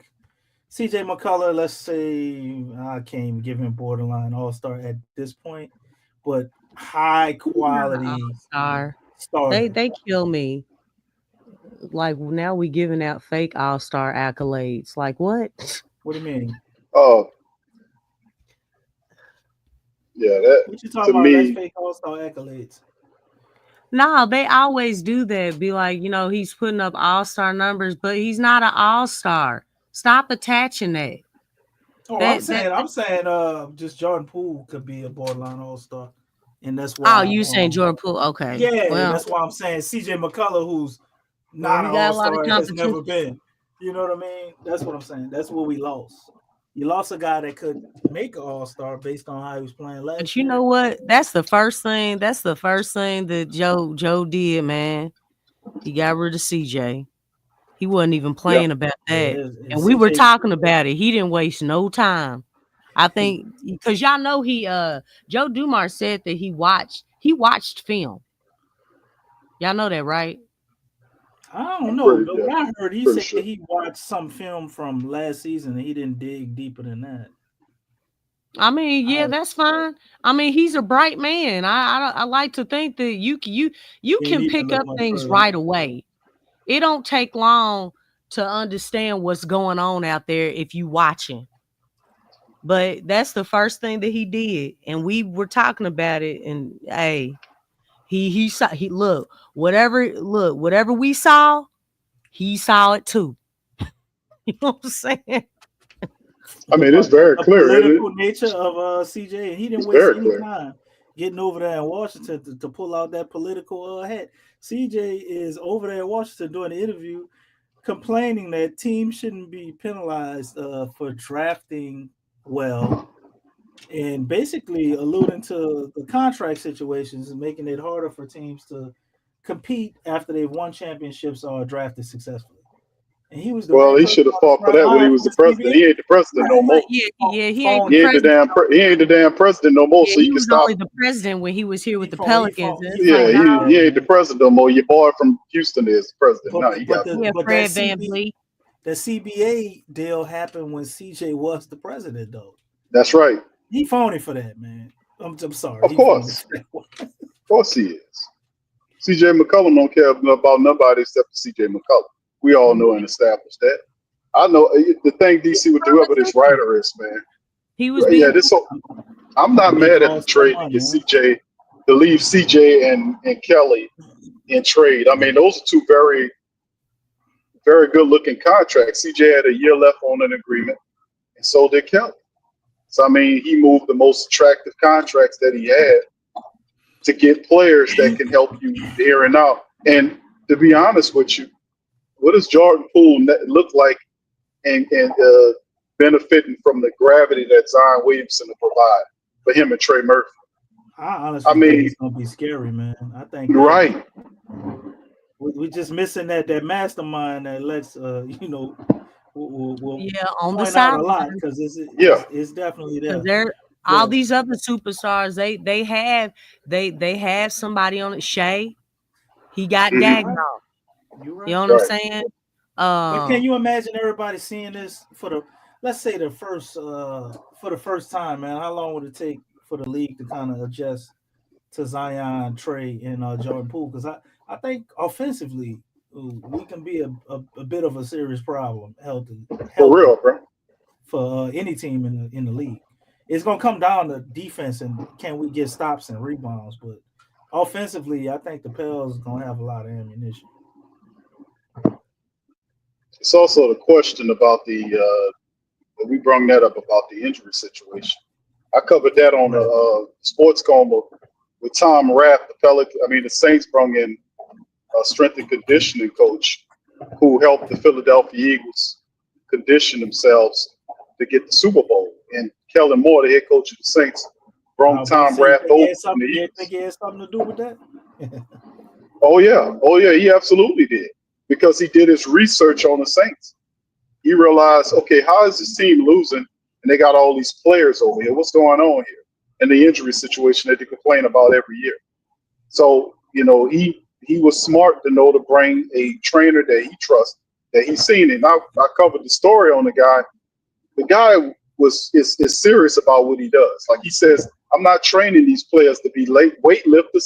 I'm training them to be football players.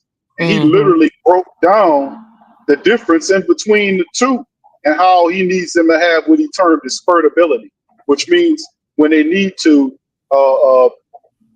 have an energy jolt or whatever, or the pop off on a play and then rest in the. You see what I'm saying?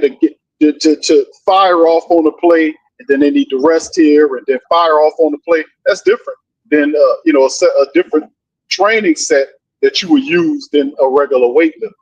The guy was talking about conditioning not only their body, but he talked about their mind.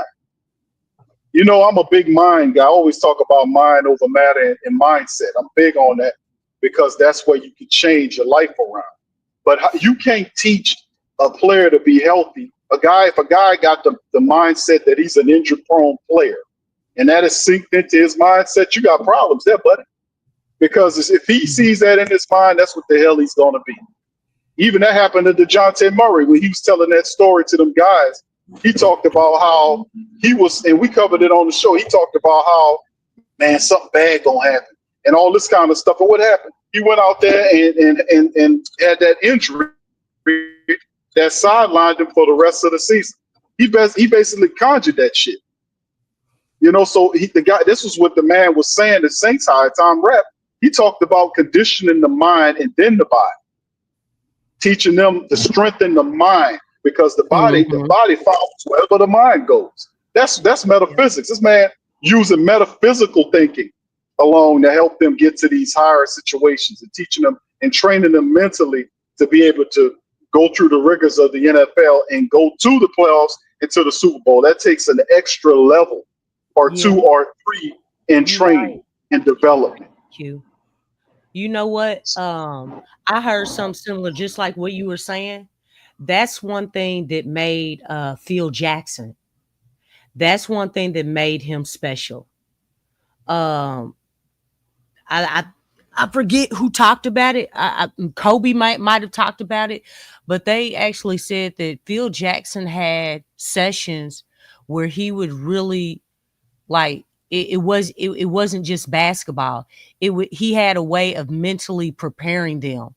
Like he actually had sessions and practices or a point in the practices where they would work on different just psychological things like, sports psychology, like they actually worked on those things. And I don't think that's talked about enough. Just mentally being prepared, not just, when it coming from injuries, but really preparing for a game, the way that you approach the game. Just really having your mind in a certain space where you can perform, and not just in games, but in practice as well. But yeah, that's powerful. I mean, that makes a huge difference. Yeah, your mind over body is some real stuff that you got to consider all that stuff, because that really does, especially with injuries, they really do wear on your mind. They really do. Anybody who's had an injury, anybody, they know, especially when it comes to ACLs and Achilles and meniscus, anything in the knees. You know what I'm saying? But really all injuries, I don't want to knock any other injuries, but they do wear on your mind, especially when you're out for a long time. So. Yeah, that's what I was looking at with the Pelicans health staff and DC. I mean, you could do a quick sweep and see if they added anybody different. I think they added somebody to the Pelicans health staff recently, maybe over the last month or so. Check, see if you can pull something up on that, because I don't know if it'll be a big name. But see, the thing about it was that's a major thing. That's a problem. And Kellen Moore, that's why I give the Saints credit. And I said both these teams they're going in the right direction, family. Both the Pelicans are headed in the right direction. And this, to be honest with you, and it's going to take us, this because it's this thing, but they don't totally always kick out everything. Like have a week for whatever reason, we can't seem to get a full clean slate. Even though all these people from the previous regime that was perpetrating the fraud and all this kind of old stuff, they wasn't creating this weird basketball look. A lot of those guys are gone. You got all these new guys here, and Willie Green was supposed to be cleared out there. So that's what I'm saying.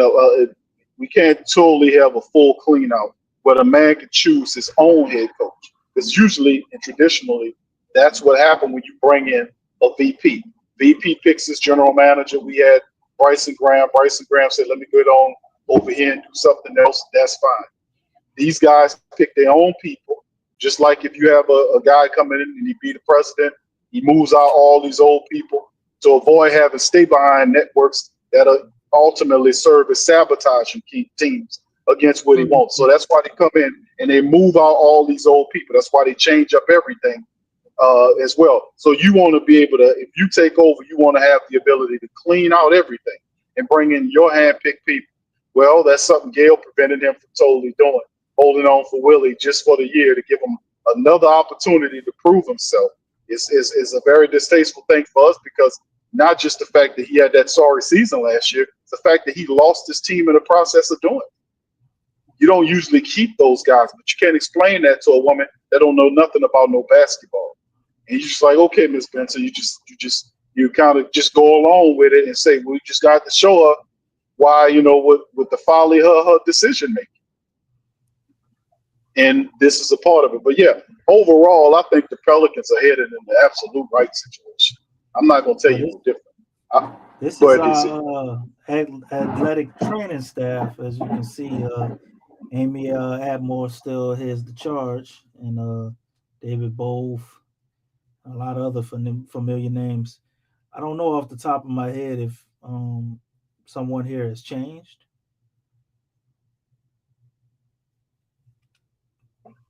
I want to say, and y'all and family, block in the chat, y'all. Block in the chat. Let us know. We lost somebody, but we didn't. You lost your boy. Your boy ain't here no more. Who was the trainer? They had him in an advisory role. He's no longer here. Aaron, what's his name? DC came from Phoenix. He was Griffin's first hire when he came over. He hired him from Phoenix as the lead trainer. Aaron, Nelson. What's his name? Aaron Nelson. He was. They kept him on as an advisor. He's no longer with the team. But I think there's somebody that they added to it. He went to Memphis. Another trainer. I don't remember where he went. But I don't know if you've seen it. But I want to say that this was maybe a while. Maybe some of the flockers. Yeah, because I think they did add somebody, maybe another trainer or something like that. But that's I remember us losing one. That's all I remember off the top of my head. Y'all know what though? I'm looking at this coaching staff. I do not like it. I mean, are y'all seeing this? Did not tell you that? I just told you that, Lex, a few minutes ago. I said this is mediocrity at best. I told you. Look at that staff. I just told you. I said Darnell Lazard is gone. He's the big man. Nothing. There's nobody who sticks out like this is not good enough. This is not good enough. And I'm listening to Joe Dumars. This staff is not it.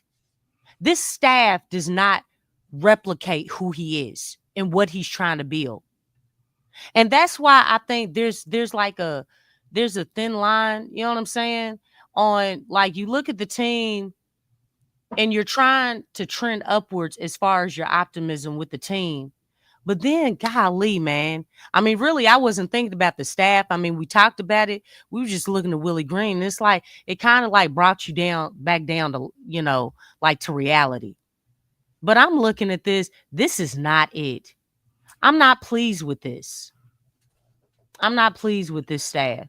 And then I think from watching Corey Brewer in the Summer League, I feel different about him. I don't know about anybody else, but I'm sorry. There needs to be a change. This is not it. I don't feel confident. I don't feel confident with this. That's what I was talking about earlier in the broadcast when we was talking Yeah, about the I know. coaching staff. I know. I'm just That's why I was confirming. hitting at it, because I looked at that list. I showed that list on a previous stream, and I was telling people the same thing you doing, Lex, when you made mention of, man, look at this here. You know, who you got on there that's respectable?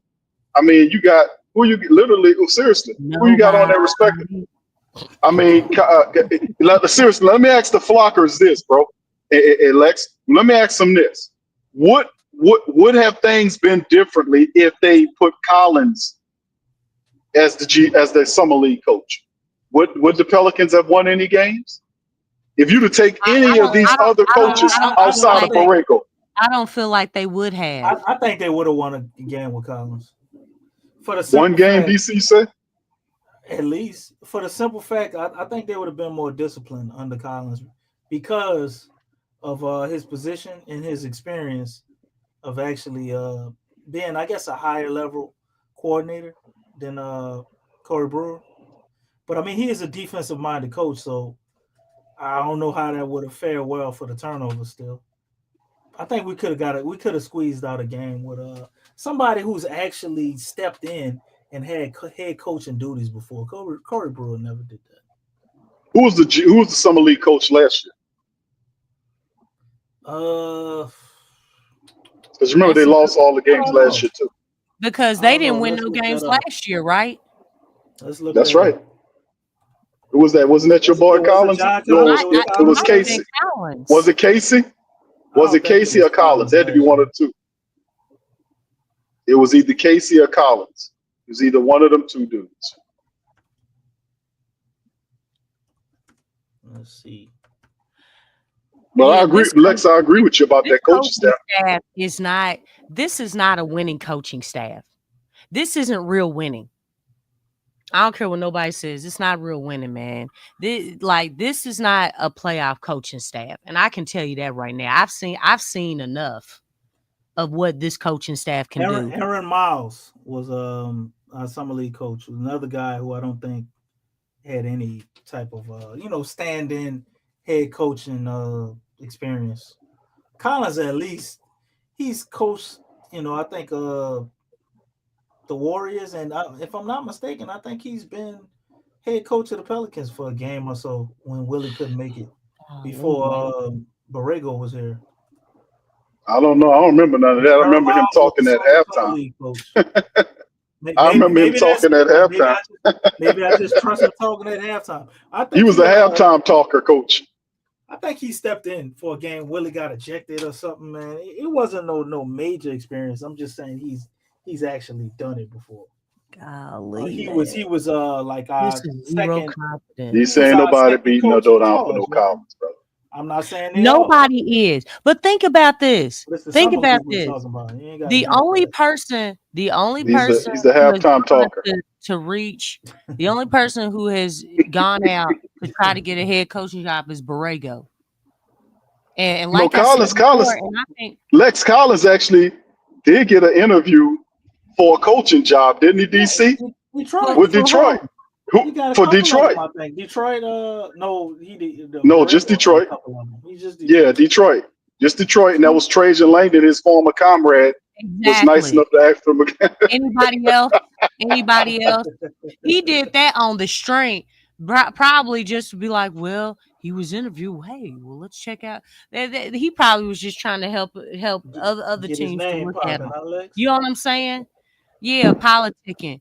But on the real though, the only person who's going out trying out for other job interviews is James. And like I said, like it raises the question, why is James Borrego only good enough to be a lead assistant? That really is something, because I know we've talked about him being, taking over as far as coaching from Willie once Willie leaves. But I just think that's really something, because you talk about the Lakers, right? He went to Detroit. He went to the Knicks of recent. Who else did he go to? Who else? Are those the only three teams? I know the Lakers Cleveland. and the Knicks Cleveland. or Knicks Yeah, and the Lakers. Cleveland too. That's right, And DC. Cleveland. and Okay, the that's Lakers. 4. The Lakers too. Yeah, okay. So is that 4 teams? The total 4 Yeah. teams that he's interviewed for? Yeah. You know, That I was just previous year too, I wasn't don't think I'm missing yeah. nobody. I think that's it, huh? Okay, so Was it that's another 4 team? teams, and the most recent was the He Knicks probably would have job. got the Sacramento job if he interviewed for that. I just think that's kind of it? That was something, last year. you know, it just poses the question, why did he not get any of those jobs? You know, and that's a total of 4. You There know what could I'm be a saying? number of factors though, Lex, because a lot of Hold on, you teams are doing now, breaking up. they're not going after the big. The Can y'all hear me now? Yeah. Appreciate you. The latest there could be a number of things though, if you think about it, because the trend that I'm seeing, like a lot of these teams doing is they're not going after like big name coaches or nothing like that, and it seems like they're going after like younger coaches, stuff like that. And Borrego, kind of his windows passing when you see that, and that's a good and bad thing, because if he catches on as a lead assistant as an insurance policy, in case the guy doesn't work out, because I know Mike Brown wanted him in New York because he was as small lead with his assistant. offense, right, for a lead assistant, but that still can back you into a head coaching job. And it's going back, he don't have to go anywhere.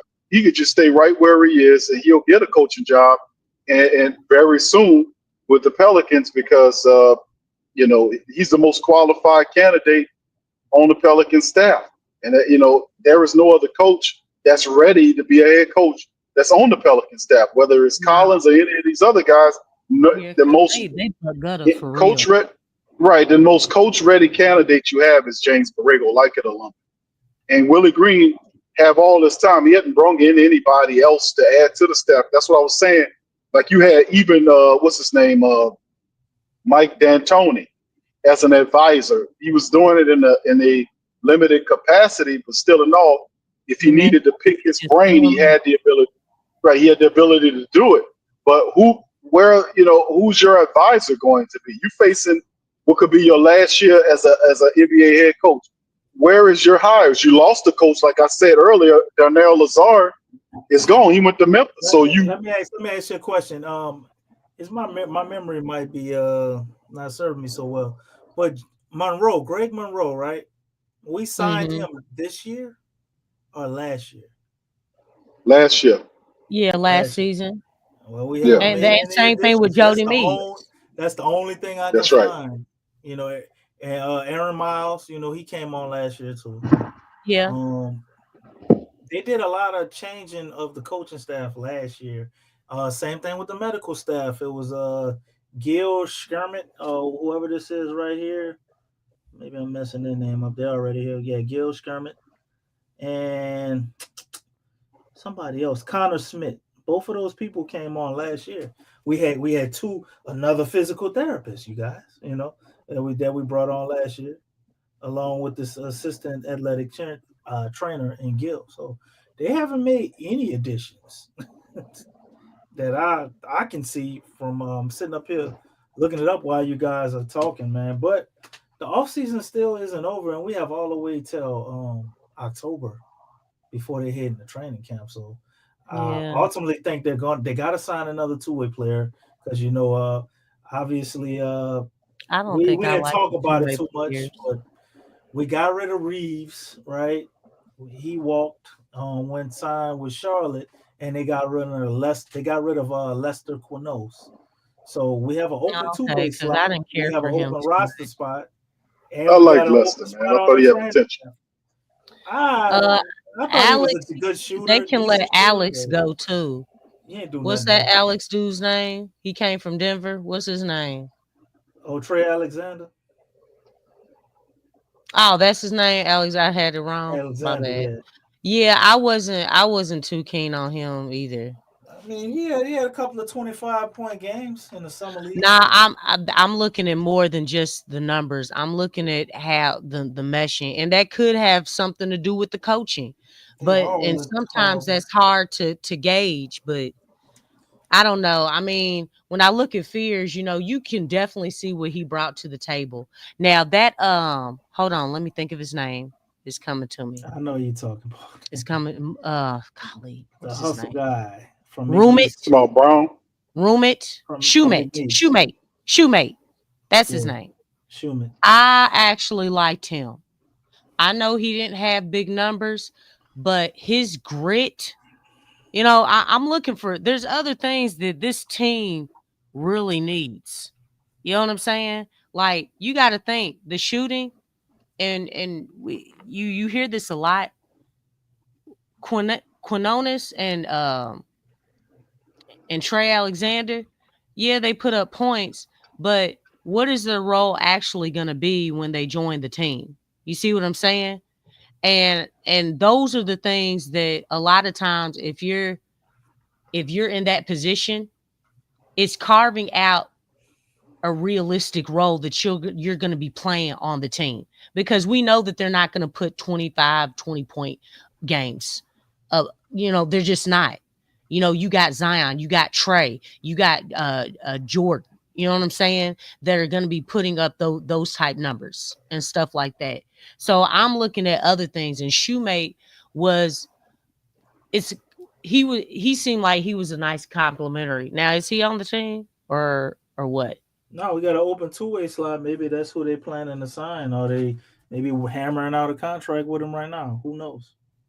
Okay, well, I don't know. I I would just say we need another Brittany big Griner was like for that really, really that stuck two-way out. spot, and unless we gonna add somebody to the active roster, where Derek Queen hurt, and y'all talking about Timu coaching staff.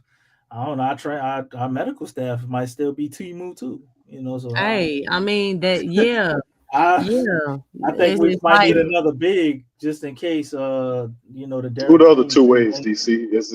Who the other two Hunter, ways? Hunter, the Dickinson. Hunter kid from Yeah, Kansas, that's the yeah, center.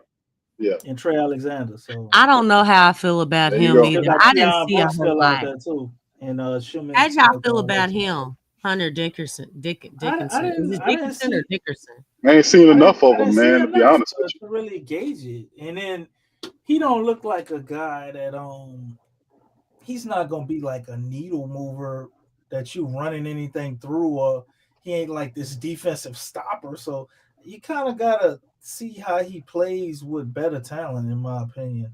Um, I know at Kansas he was pretty good offensively for them, but you. Yeah, that's he's what I see him as, slow DC. footed defensive.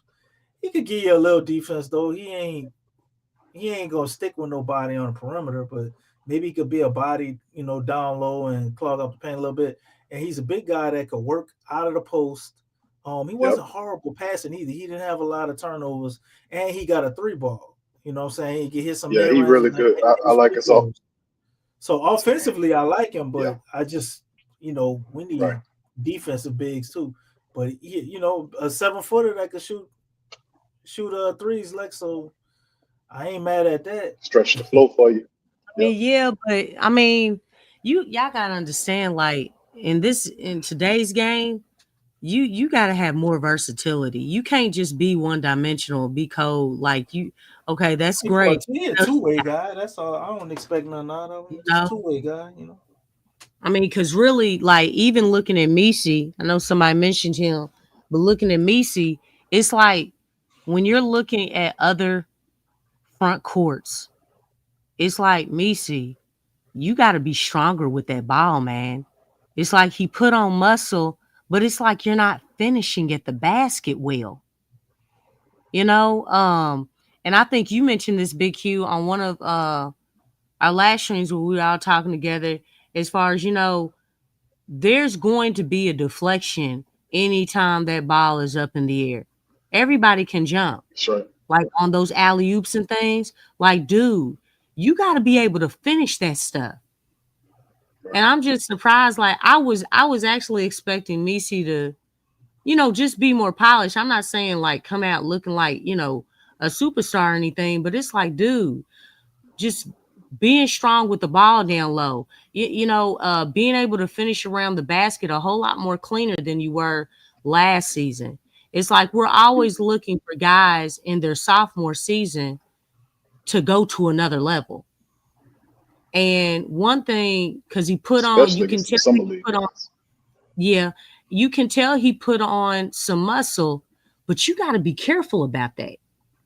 Because if you're putting on muscle and you're not your skills are not growing with the muscle that you're putting on, that can actually throw a wrench in what you're doing. That can slow you down. So I'm kind of wondering about that as well. Like, I don't know. Because he's still hesitant on, his movements and things. I don't know if that's just like he's just late getting there or something, but I don't know. I was just expecting more from Messi. I really was. I just he kind of looks the same. And again, the coaching wasn't the greatest. So, you know what I'm saying? It's kind of like some of the sets that they were running, it was a lot of one-on-one.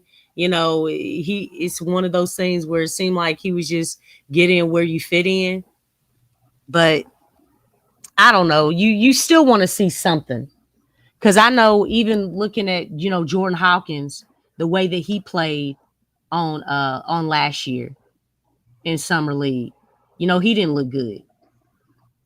And they put him at point when he should have been really playing the two, or and they just had him running, and that was just disastrous.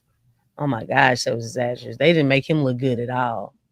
So I wasn't impressed really with Messi, but I can't act like he didn't make any improvements. I did see improvements from him.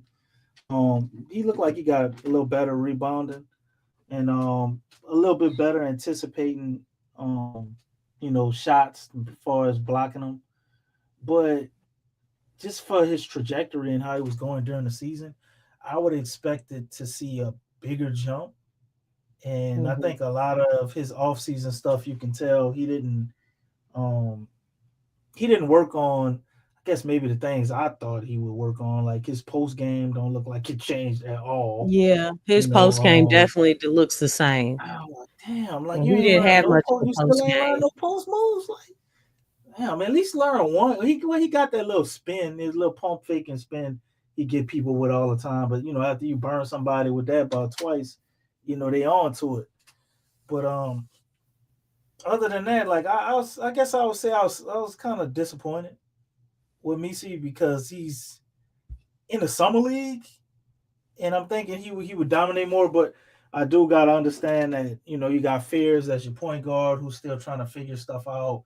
He didn't really have a point guard, and he's the kind of big to me that kind of needs some direction, needs a point guard out there to kind of have him in the right spots and feed him when he rolls and all of that type of stuff, man. He definitely got a lot of opportunities. I don't know what the damn game plan was. They were freezing out Derek Queen to give Eves all of these offensive creation opportunities, which I thought was weird as hell. But he was one of the senior guys on the summer league team, so I guess that's why that was. But man, I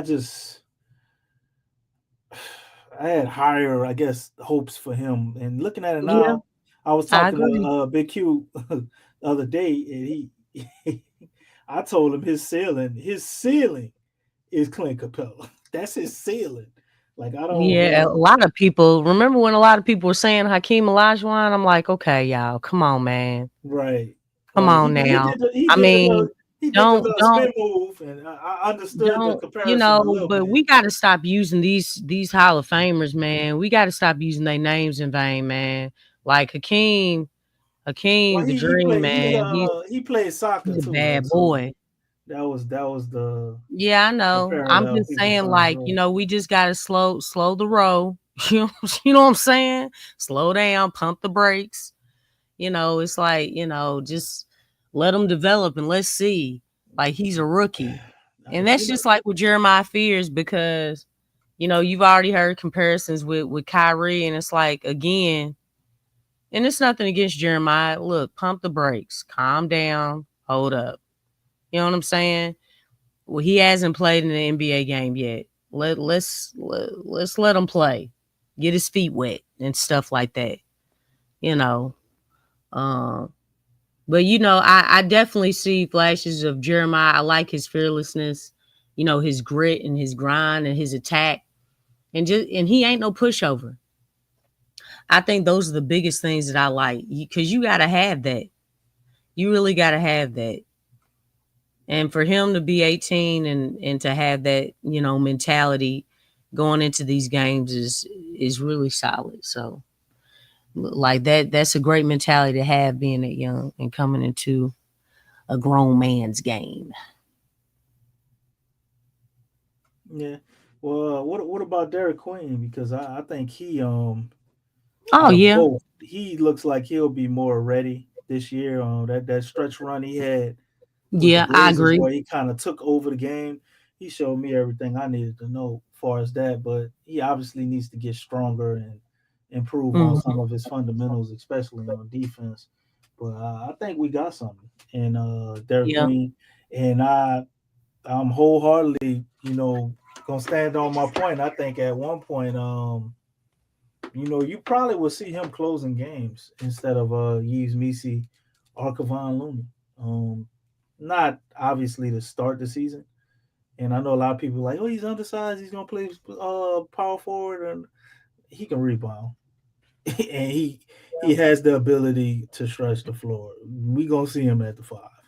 Now, will he Yeah. play all of his minutes at the five? No, but But he's he plays better definitely at the five. He's not he's never played with another big.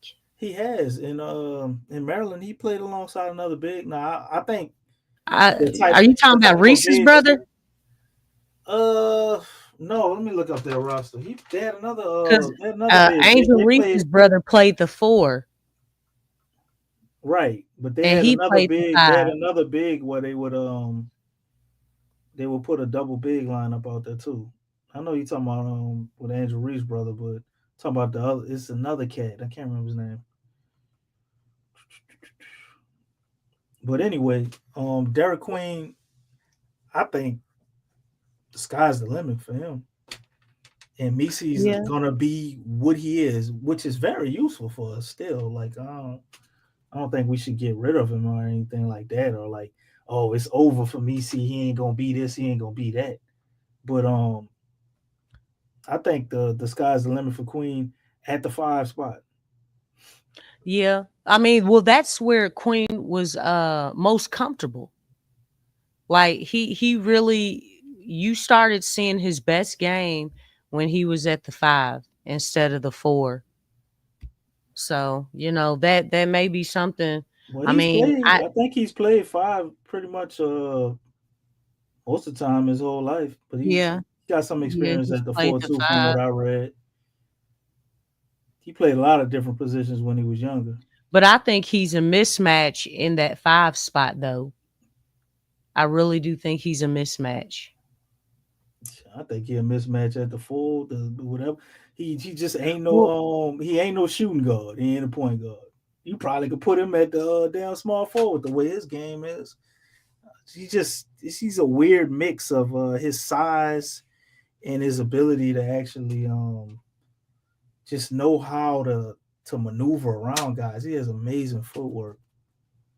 It's very crafty for somebody that big. It's kind of yeah. like unique. The way he was doing that whole little slow Euro step is really kind of you. I think got other people that do, but the way he does it is just kind of unique to him. When I was watching him, man, I can't I don't act know like that. I seen somebody else look like that at 7 foot tall. Like I see the comparisons of Jokic, but like he's really not Jokic. Yeah, Derek Coleman, the man, Stacy be on it. A lot of people have forgot about Derek Coleman, man. Derek Coleman was cold, Yeah. man. We wouldn't have none of them stretch fours without Derek Coleman. for sure. But let me see. I'm looking up this roster. Yeah, well, A Hoffa, if Willie puts them all out there, only if he puts them all out there. Well, he got to But play you Derek you Queen. right, Joe Dumars ain't having that it ain't gonna be a sight to see if they ain't out there together.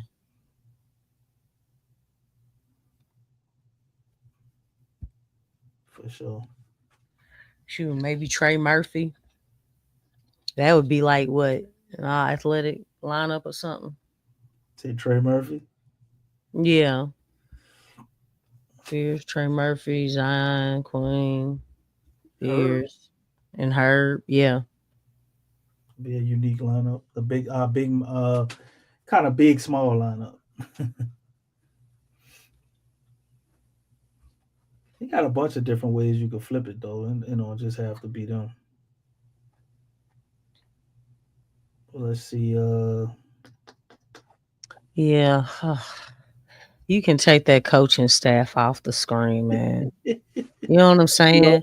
I See, mean, because it's like, look, I'm looking at Hoffa's statement and things, and then I look back at the coaching staff, and I'm like, man, you know what I'm saying? It's like back to life, back to reality. You know what I'm saying? It's like, dag on it. Why? nonetheless, man, Stacey got no Andre Blanche, man. Yeah, I remember him too, bro. Yeah, Andre Andre Blatch. Blanche. But let me see. I think that's gonna be just about it, man. We got some closing remarks and go ahead and get up out of here. We've been up in here cooking for a while with y'all tonight, man. It's been a minute. Go ahead and Hmm. take this off the screen so Lex can feel a little better. Yeah, yeah, But Like y'all pray for the coaching staff, man. I'm not praying for them. I I'm praying. mean, yeah, I'm pray praying. for all of them. I'm Play praying for a new against. I'm coaching praying against staff. them, Lex. I want them out of here. That's what I'm saying. Praying for a new coaching staff. You say You pray know, for. yeah, that That is usually praying for consists them. of God, please bless their clipboard to call it. No, we're not doing that. No, I'm saying pray for them. Like, hey, God, give them another direction. You know what I'm saying? Away from the Pelicans organization and bring in a more winning, suitable, high IQ coaching I staff. like Aaron Miles. Keep him around with his history You know what? with Jordan I'm. Poole while we got him. I'm curious to see what Borrego can do. You I need would to move love for these Willie guys to out. get fired That's and the problem. We keep them residue. oh no, I would love for Willie to get fired and then Borrego take over. Yeah, You see what he can do. Um and man. I still would like that's about it. Joker, boy. Golly, man, that would be mean. You know how much confidence we have. What? I said it would be nice to get Ime Udoka, man. You know how much Come on. confidence the Pelican supporters would have. Lex, We went in the championship. we saw that as him taking off and when he got let go from Boston, man, I was like, man, nobody ain't trying to get this dude. I hope the Pels go after him, but we decided on Willie Green. You can't have anybody with any type of issues off the court, I guess. So, I Jason mean, Kidd you know was right what? there for us too. Houston didn't even care, man. We could have It's got like Jason Kidd Donald, too, Lex. Don't huh? don't. I said we could have got Jason Kidd too. We passed up a lot. We could have got Yeah, Kenny Atkinson. We could yeah. have got what's our man Dude over at there in Orlando Orlando. who wanted them to open their pocketbook a little longer. Man, we had so many good coaches that we passed up to give Willie Shoot, credit. and Mike Malone and Taylor Jenkins is still out there. And you know what? Sam Cassell. Golly, man. Does Sam Cassell even get interviewed for coaching job? I don't even think so, What you which were is saying weird. about Borrego, it kind of makes me. That's what Yeah, when I started it thinking about. I was like, does. damn, that kind of fits Sam Cassell too. It does. But yeah, because it seemed like he's only good for to be a lead assistant.